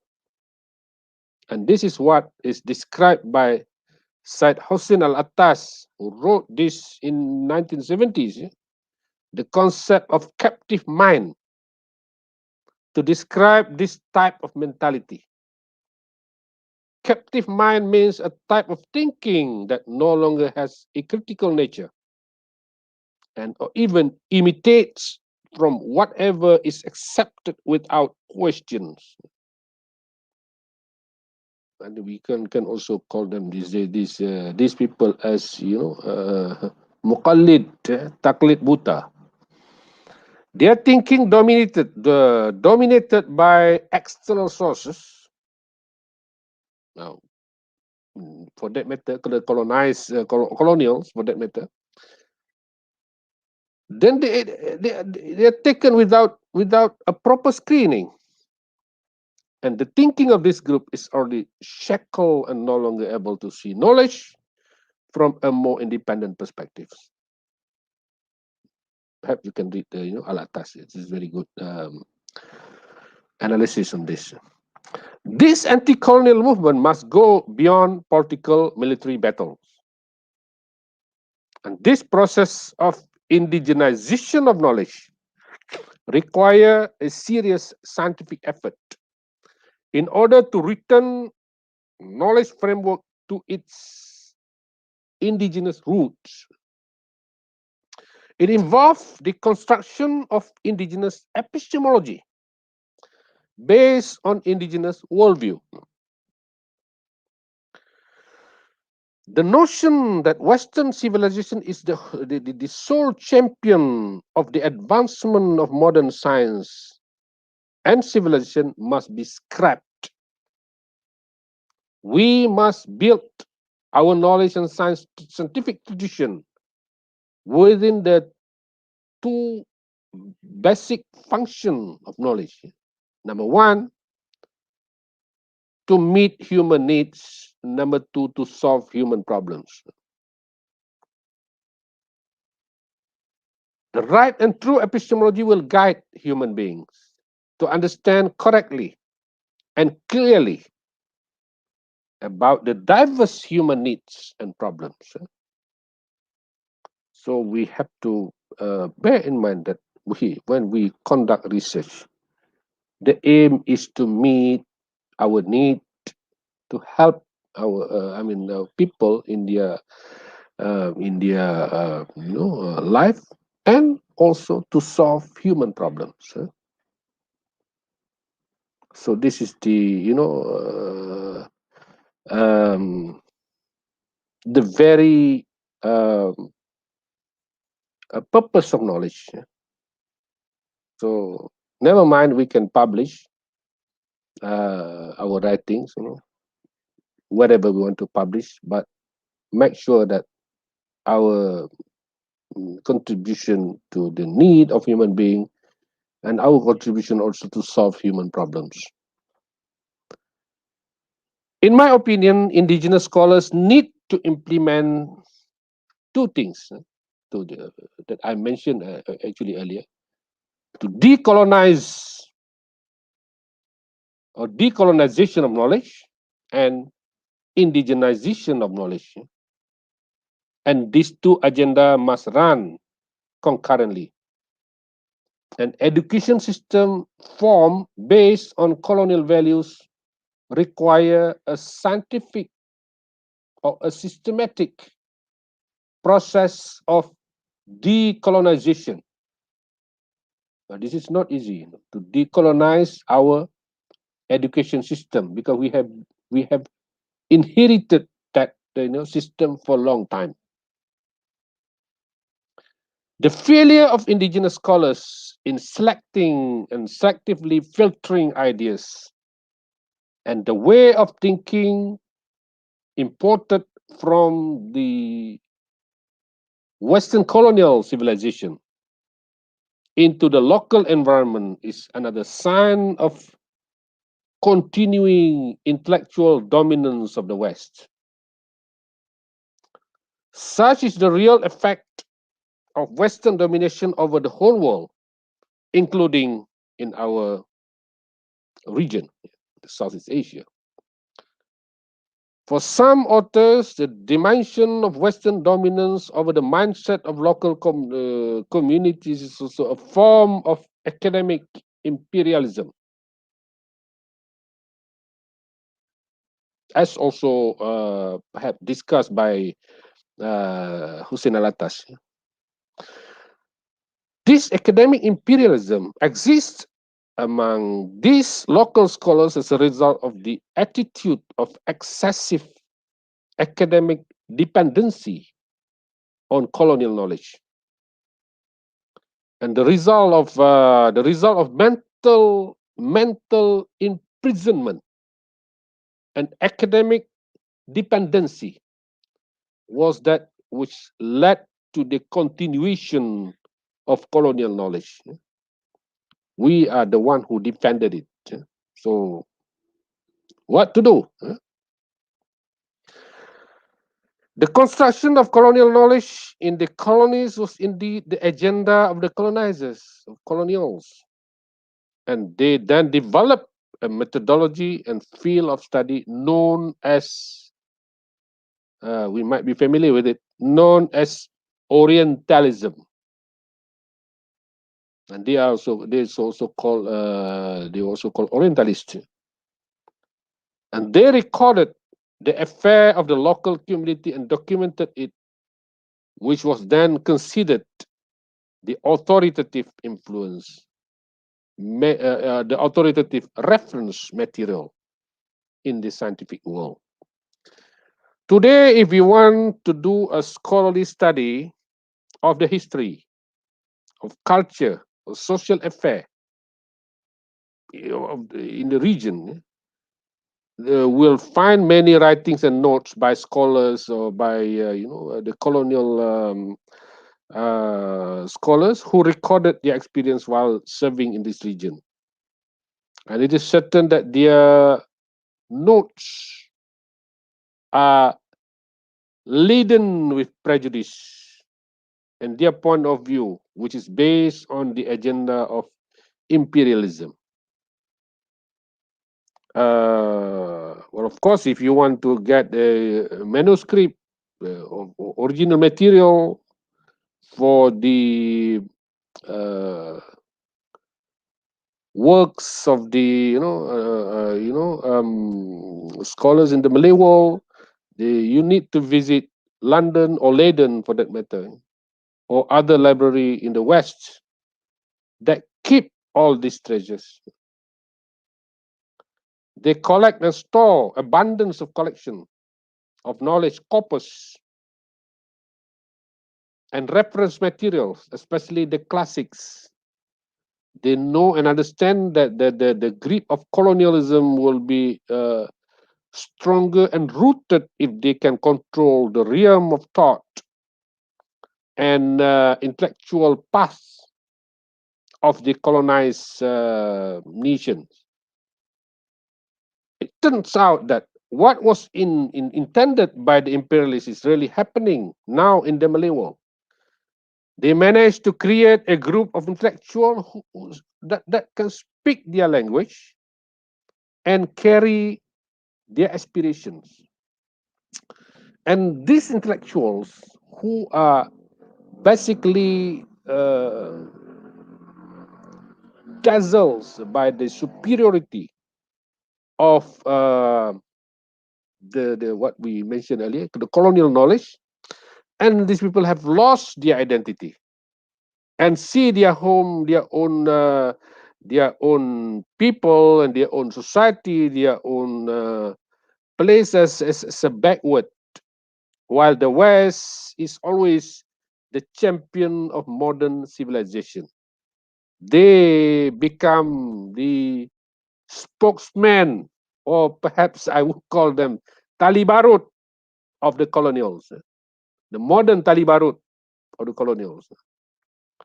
And it should be remembered that history quoted in colonial interpretation is a history that has no identity. The interpretation of event based on colonial perspective are unlikely to have the ability to display the narrative that is in line with the aspiration and values of us of the indigenous. And historical documentation, as we know that they must go through at least 3 important stages or important process. This is when you collect historical information, historical data. First one, you have to select the selection, and second one is the second stage is documentation. When you select the material, you document it. And the third one, which is equally important, so this is what my message is here. Interpretation, and you have to put the narrative on that particular historical event. How do we narrate that event? The storyline. How do we put the storyline on that particular historical event? And of course, it is historian who pick and choose event and subject that have what we call that historical importance or historical values in their own perspective. And the event that were collected, then collected and documented later as historical record. And it's okay, up to that, you select the event, or you select the whatever you want to, and then you document it. Never mind. But the third process is, how do we explain that event? How do we put the narrative on that particular event? The next process is aspiration. Interpretation of that event is important. We cannot rely on the interpretation that was made by the colonial masters, because they would interpret the event based on their own interests. So we have to put the storyline. We have to interpret the event based on our own perspective or outlook. Well, they might consider a person as as a rebellion, for example, but for us, that particular figure is our hero. They are not a rebellion. Watak yang sama digambarkan sebagai penjenayah. Tapi watak yang sama bagi kita adalah hero. So that is the importance of interpretation or storyline. The classic case is perhaps Tok Janggut, versi penjajah menggambarkan Tok Janggut bagaimana. So versi kita menggambar, tapi orangnya sama, peristiwanya sama, but the storyline, interpretation, and this is we cannot compromise on this, and this is the duties of current intellectuals.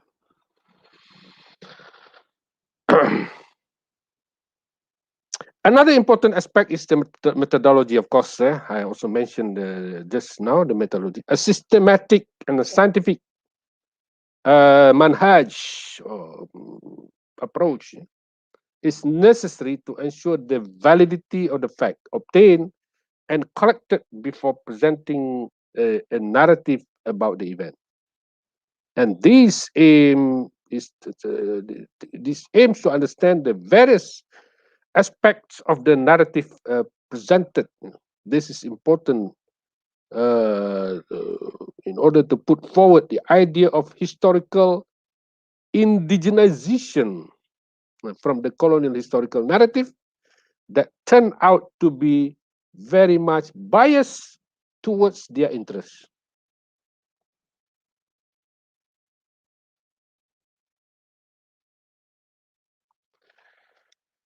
Well, finally, to conclude that we are aware of this, there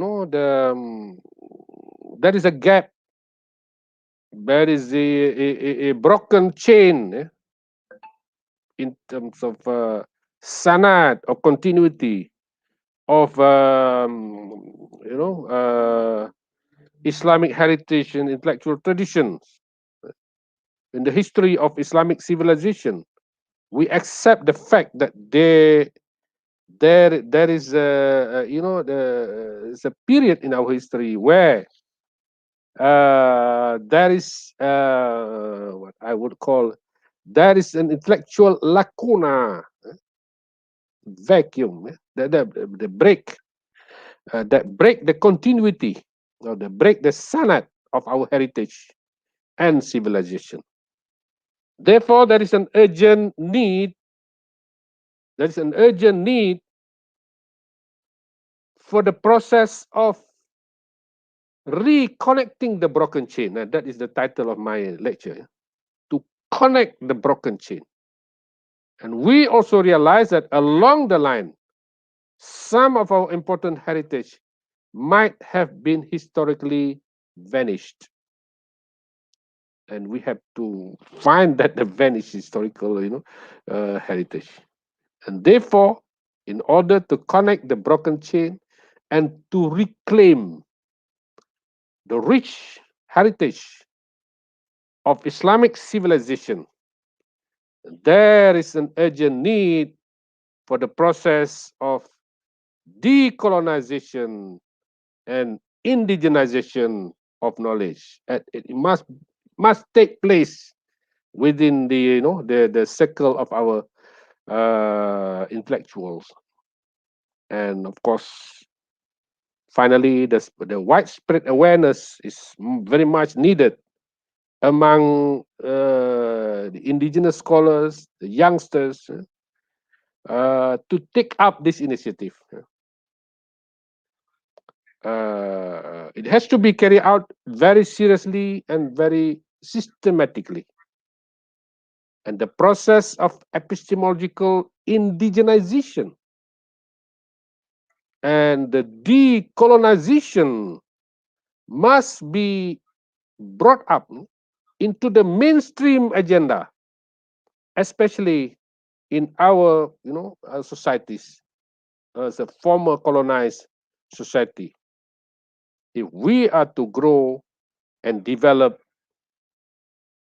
with our own soul, character, and identity.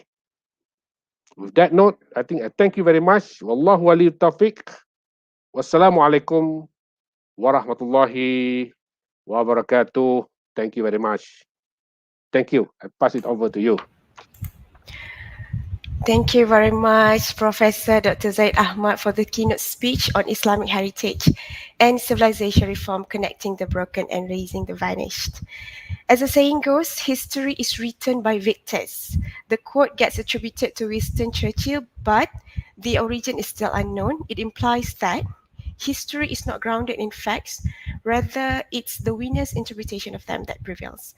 So the victors can force their narrative down on the people.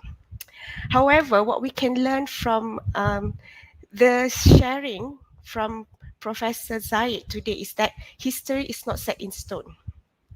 As new facts emerge, it gets revisited, and that history can be written by everyone, anyone.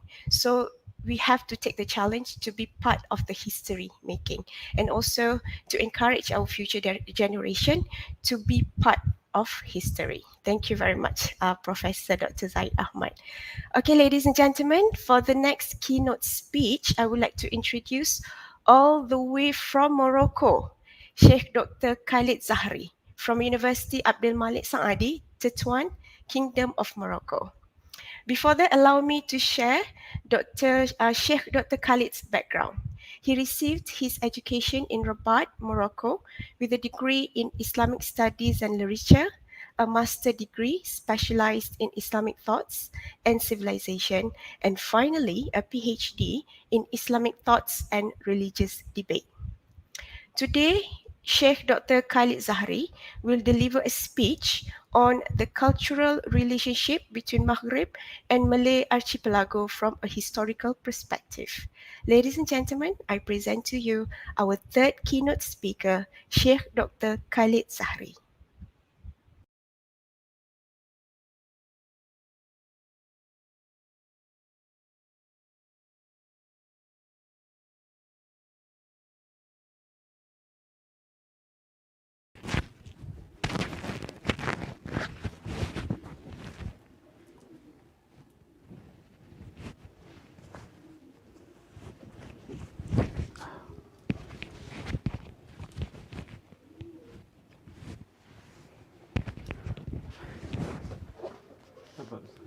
بسم الله الرحمن الرحيم والصلاة والسلام على النبي الكريم وعلى آله الطيبين الطاهرين وصحابته أجمعين.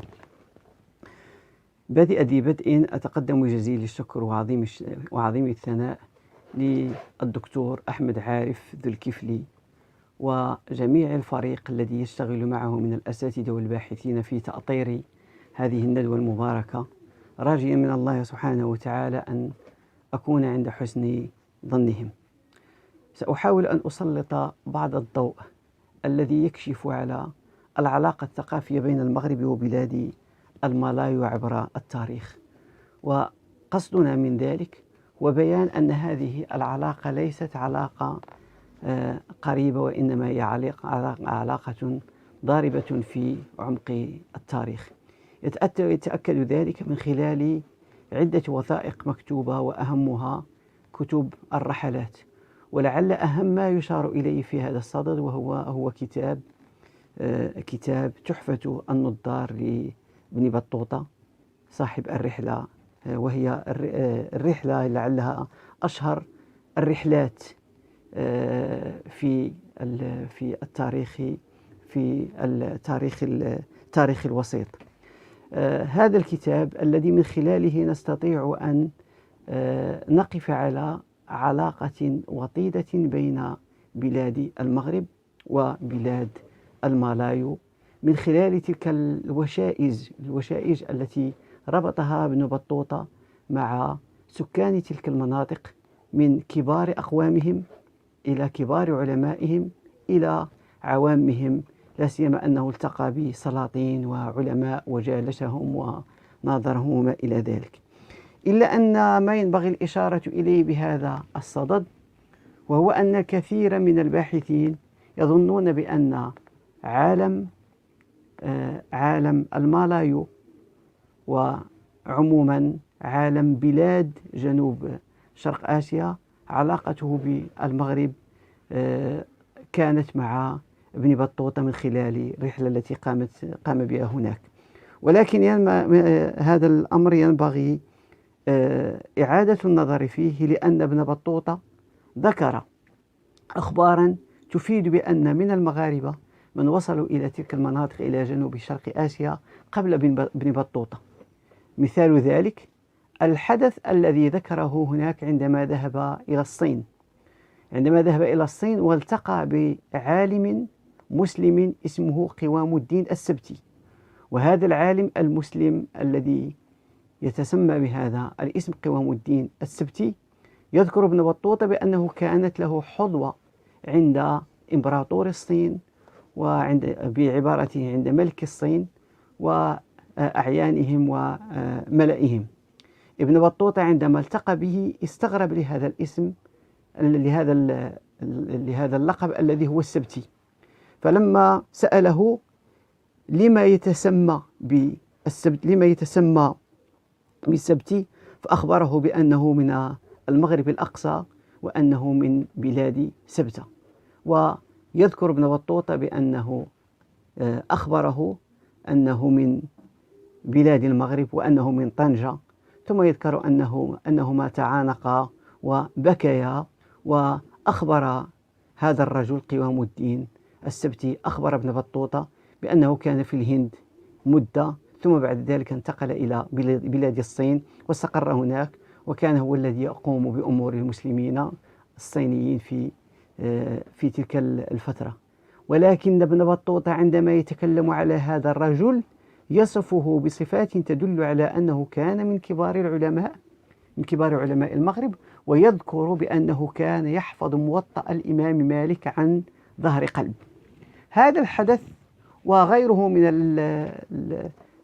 من الأخبار الكثيرة والوقائع التي حدثت لابن بطوطة تدل بأن بلاد المغرب مع دول جنوب شرق آسيا كانت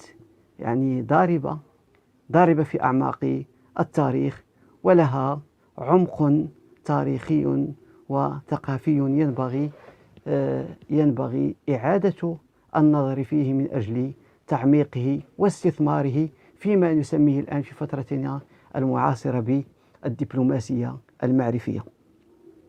هذا من جهة. من جهة أخرى أن ابن بطوطة يذكر بأنه عندما زار بلاد جاوا، وابن بطوطة بطبيعة الحال عندما يذكر جاوا فإنه لا يقصد بها جاوا بالمعنى الاصطلاحي المعروف الآن، وإنما يقصد بها بلاد المالايو برمته، فيكون ذلك من باب إطلاق الجزء وإرادة الكل، فهو مجاز مرسل علاقته الجزئية. وهذا مستفيض في كلام العرب، حيث كثيرا ما كانوا يذكرون بلدا ويريدون به ما هو أعم منه، كأن يذكروا بغداد ويريدون بها العراق، ويذكرون مراكش ويريدون بها المغرب برمته، وهكذا. إذن فيذكر ابن بطوطة أنه عندما ذهب إلى بلاد جاوا واستقبله سلطان ملك الجاوا المسلمة، حيث يذكر أن الجاوا كان تنقسم إلى قسمين: جاوا المسلمة التي يحكمها رجل سلطان مسلم ملك مسلم، وجاوا الكافرة التي كان يحكمها ملك غير مسلم. عندما يصف وصوله إلى بلاد جاوا المسلمة واستقبال السلطان له وتباحث معه واستضافته له وحضوره لمجلس من مجالس بحث المسائل الفقهية بحسب المذهب الشافعي ما بين صلاة الجمعة وصلاة العصر، حيث ذكر ذلك، حيث حضر هذا المجلس ابن بطوطة وأعجب به كثيرا، وسياق هذا الحدث يدل على أنه كان مشاركا معهم في بحث هذه المسائل. ثم بعد ذلك يذكر ابن بطوطة أن ملك جاوا أعطى الأمر لبعض أعوانه من أجل أن يذهبوا أن يساعدوا ابن بطوطة في الدخول إلى بلاد الصين التي كانت لا تفتح أبواب أسوارها إلا مرة في كل أسبوعين، بمعنى أنه كان من خلال هذا الحدث نستفيد بأن بلاد المالايو كانت تعد منطقة عبور مهمة بالنسبة للمغاربة للوصول إلى بلاد الصين. هذا من حيث المقدمة التاريخية التي تبين لنا عمق العلاقة التاريخية بين بلاد المغرب وبلاد المالايو. ولكن هناك أمر آخر هو الذي يبين أو يعطي لهذا العمق التاريخي، يعطيه عمقا آخر، وهو العمق المعرفي، وهو كيف كان التواصل الثقافي بين المغرب وبلاد المالايو. التواصل الثقافي بين هاتين الجهتين من العالم الإسلامي يمكن اختصارها من خلال 3 مطالب، أو من خلال ثلاثة مناح. المنحى الأول العمق العقدي، والمنحى الثاني العمق الصوفي، والمنحى الثالث العمق المحبة المشتركة لرسول الله صلى الله عليه وسلم من خلال الكتب التي استعملت أو التي ألفها مغاربة وأقبل عليها سكان بلاد المالايو، سواء كانوا من العلماء أو من العوام. أما بالنسبة للأصل الأول أو المطلب الأول أو المنحى الأول المتعلق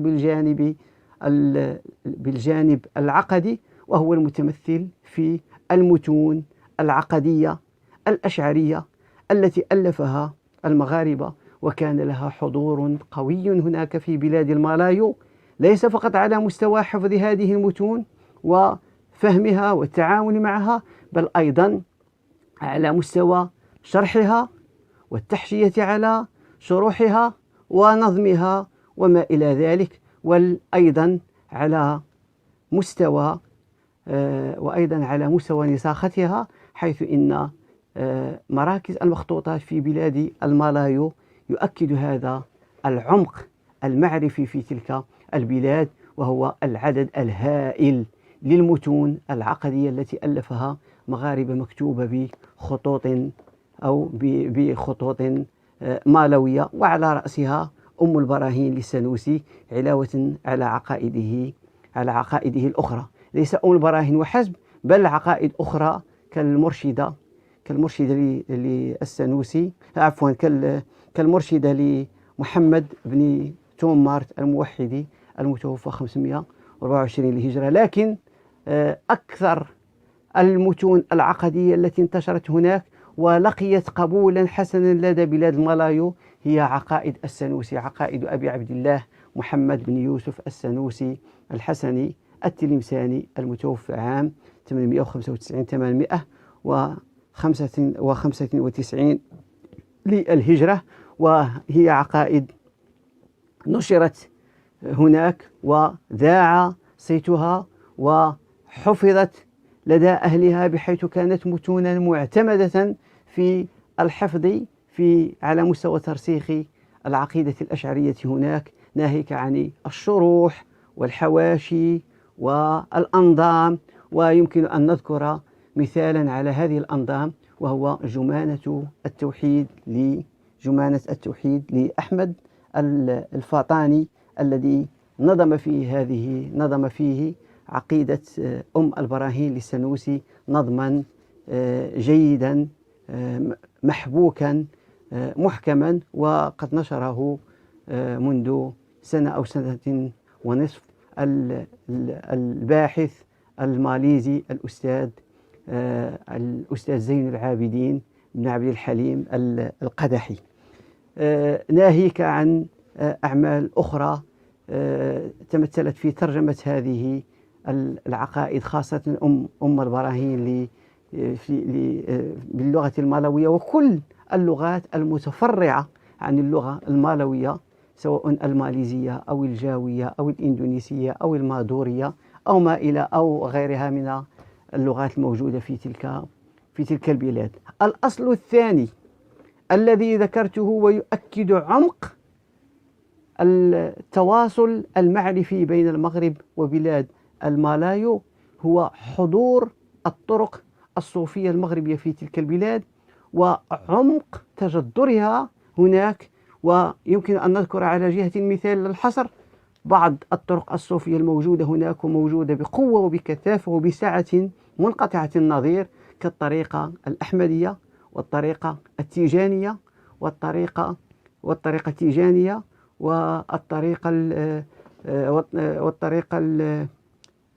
والطريقة الشاذلية وغيرها من الطرق المغربية. بل الأكثر من هذا يمكن أن نلاحظ بأن بعض الطرق الصوفية كانت طرقا معتمدة ليس فقط أو طرقا مرسخة ليس بين العوام فقط، بل كان لها حضور قوي حتى لدى سلاطين تلك المنطقة، حيث إن كثير من سلاطين بلاد المالايو كانوا يعتنقون أو كانوا من أتباع الطريقة الصوفية الأحمدية التي كان أسسها أحمد بن إدريس الفاسي من كبار علماء القرن الثاني عشر أو الثالث عشر. يتمثل هذا الحضور القوي والعميق للبعد الصوفي المغربي في تلك البلاد، في بلاد المالايو، من خلال المؤلفات المغربية التي وجدت لها حظوة كبيرة هناك. يمكن أن نذكر مثالا على ذلك كتاب دلائل الخيرات الذي يعد أهم ما ألف في التصوف في الذكر، وأهم كتاب معتمد في الصلاة على رسول الله صلى الله عليه وسلم لدى كل الطرق الصوفية المغربية خاصة. وهذا ما نلحظه في تلك البلاد أيضا، حيث لا يمكن أن تجد منزلا من المنازل أو بيتا من بيوت بلاد المالايو من بيوت المسلمين بطبيعة الحال إلا وتجد نسخة من هذا الكتاب، علاوة على المتون الصوفية الأخرى التي لها حضور قوي في تلك البلاد، وهي متون من تأليف صوفية مغاربة. ويمكن أن نقتصر على مثال واحد من ذلك وهو الصلاة المشيشية لعبد السلام ابن مشيش العلمي المغربي المتوفى عام 623 للهجرة أو 625 للهجرة، خلاف في تاريخ وفاته، حيث لا يمكن أن تجد بيتا من بيوت المسلمين في بلاد المالايو خاصة وفي جنوب شرق آسيا عامة إلا وتوجد فيها هذه الصلاة المشيشية، وتجدهم يحفظونها عن ظهر قلب ويتعبدون الله بالصلاة على رسول الله صلى الله عليه وسلم من خلال تلاوة هذه الصلاة، إما حفظا أو قراءة. والأمثلة على ذلك كثيرة جدا. الأمر الثالث الذي يتمثل في محبة رسول الله صلى الله عليه وسلم المتمثل في الأصل الثالث المذكور، ويمكن أن يتجسد هذا أو يمكن أن نذكر تجسيدا لذلك من خلال أهم كتاب ألف في شمائل رسول الله صلى الله عليه وسلم، ولم يؤلف مثله لا قبل ولا بعد، وهو كتاب الشفاء بتعريف حقوق المصطفى للقاضي عياض السبتي ثم المراكشي، حيث توفي في مراكش عام 544 للهجرة. إذ لا يمكن أن تدخل بيتا من بيوت المسلمين في جنوب شرق آسيا عامة وبلاد المالايو خاصة إلا وتجد هذا الكتاب حاضرا وحاضرا يتبرك به ويستفاد منه ويقرأ ويختم في مناسبات كثيرة، وهو لعالم مغربي له من الفضل في العلوم ومن المشاركة في العلوم والفنون ما لست في حاجة إلى الاستفاضة فيه وذكره. هذه أهم الأصول التي يمكن من خلالها أن نقرر أو نكشف بعض الجوانب المتمثلة في عمق العلاقة الثقافية القديمة بين بلاد المغرب وبلاد المالايو، لكن ما يمكن أن ننبه إليه وينبغي تعميق النظر فيه لأهميته في فترتنا المعاصرة هو أن هذه العلاقة المتمثلة في التواصل بين الطلبة المالويين والجامعات المغربية لم يزد هذا العمق إلا لم يزد هذا التواصل إلا تعميقا وترسيخا. ولهذا نلاحظ في هذه السنوات الأخيرة نلاحظ وجود حركة ثقافية مهمة جدا في التعامل مع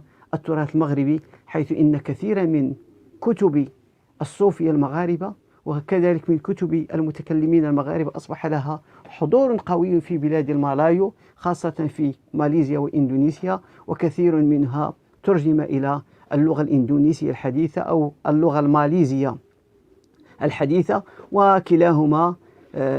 وكلاهما تفرعتا عن اللغة المالوية التي كانت لغة العلم والمعرفة في فترة تاريخية طويلة في بلاد المالايو. مثلا في السنوات الأخيرة ترجمت، أو منذ سنتين تقريبا أو سنة ونصف، ترجمت البراهين إلى اللغة الماليزية، ترجمها أخونا الفاضل الدكتور أحمد عارف ندي الكفلي، والدكتور محمد أيمن العكتي ترجم إلى اللغة الماليزية أيضا، ترجم المرشدة في العقائد أو المرشدة في التوحيد، عنوانان لكتاب واحد، المرشدة في العقائد لمحمد المهدي بن تومارت، علاوة على كتب أخرى أصبح لها الآن حضور قوي في بلاد المالايو، ككتاب كرسالة العقيدة البرهانية لعثمان بن عبد الله السلالجي الفاسي المتوفى عام 574 للهجرة، ناهيك عن بعض الأعلام الذين لم يكن لهم حضور في تلك البلاد أصبح لهم حضور قوي ومشهود في تلك المناطق، كمؤلفات الشيخ أحمد الزروق التي كانت مجهولة أو تكاد قبل أن يدخلها طلب الماليزيون في حركتهم العلمية المتميزة الآن في الجامعات المغربية، وأيضا من خلال تفاعلهم مع علماء المغرب وأساتذتهم. هذه أهم الأصول التي تبين عمق العلاقة الثقافية بين بلاد المغرب وبلاد المالايو، والتي ما زالت في حاجة إلى أن تستثمر وإلى أن توظف وإلى أن تنجز حولها دراسات جامعية وأكاديمية يمكن أن تسهم ليس فقط في تعميق العلاقة الثقافية بين البلدين، وإنما تعميق العلاقة الدبلوماسية والسياسية التي يمكن أن تكون لصالح البلدين حكومة وشعبا، وأيضا على مستوى تطوير الجوانب المعرفية في مختلف مناحيها بين البلدين. أقول قولي هذا وأستغفر الله لي ولكم، والسلام عليكم ورحمة الله وبركاته.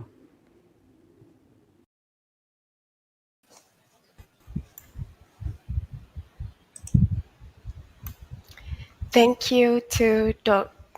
you to Sheikh Dr. Khalid Zahri for taking the time to share his knowledge with us here in Malaysia. And also thank you again for his keynote speech on the cultural relationship between Maghreb and Malay Archipelago from a historical perspective. With that, ladies and gentlemen, we have come to the end of the first session of the conference. Before we take a break, we would like to thank all attendees for your participation, and please stay with us until the end of the conference. Majlis akan bersambung dengan sesi selari 1 pada jam 11.30 pagi. Di dalam sesi ini terdapat 4 slot pembentangan serentak yang berpandukan 4 tema, iaitu tema syariah dan perundangan, tema ekonomi dan tema ekonomi Islam dan keuangan, tema akidah dan pemikiran Islam, dan tema ilmu wahyu dan warisan Islam. Sesi selari 1 ini akan berlangsung sehingga jam 1 petang dan link pautan telah diberikan di dalam email para pembentang dan peserta. Seterusnya, sesi selari 2 akan bersambung pada jam 2 petang sehingga 4 petang. Terdapat 4 slot pembentangan selari berpandukan 4 tema iaitu tema dakwah dan komunikasi, tema pengurusan dan kepimpinan, tema pendidikan dan ketamadunan, dan tema sains dan teknologi. Pihak Urusetia Konferensi telah menyediakan QR Code untuk tujuan pendaftaran, borang maklum balas dan jam latihan. Dengan ini, majlis akan bertemu semula bagi majlis penutup pada jam 4 petang, insya-Allah.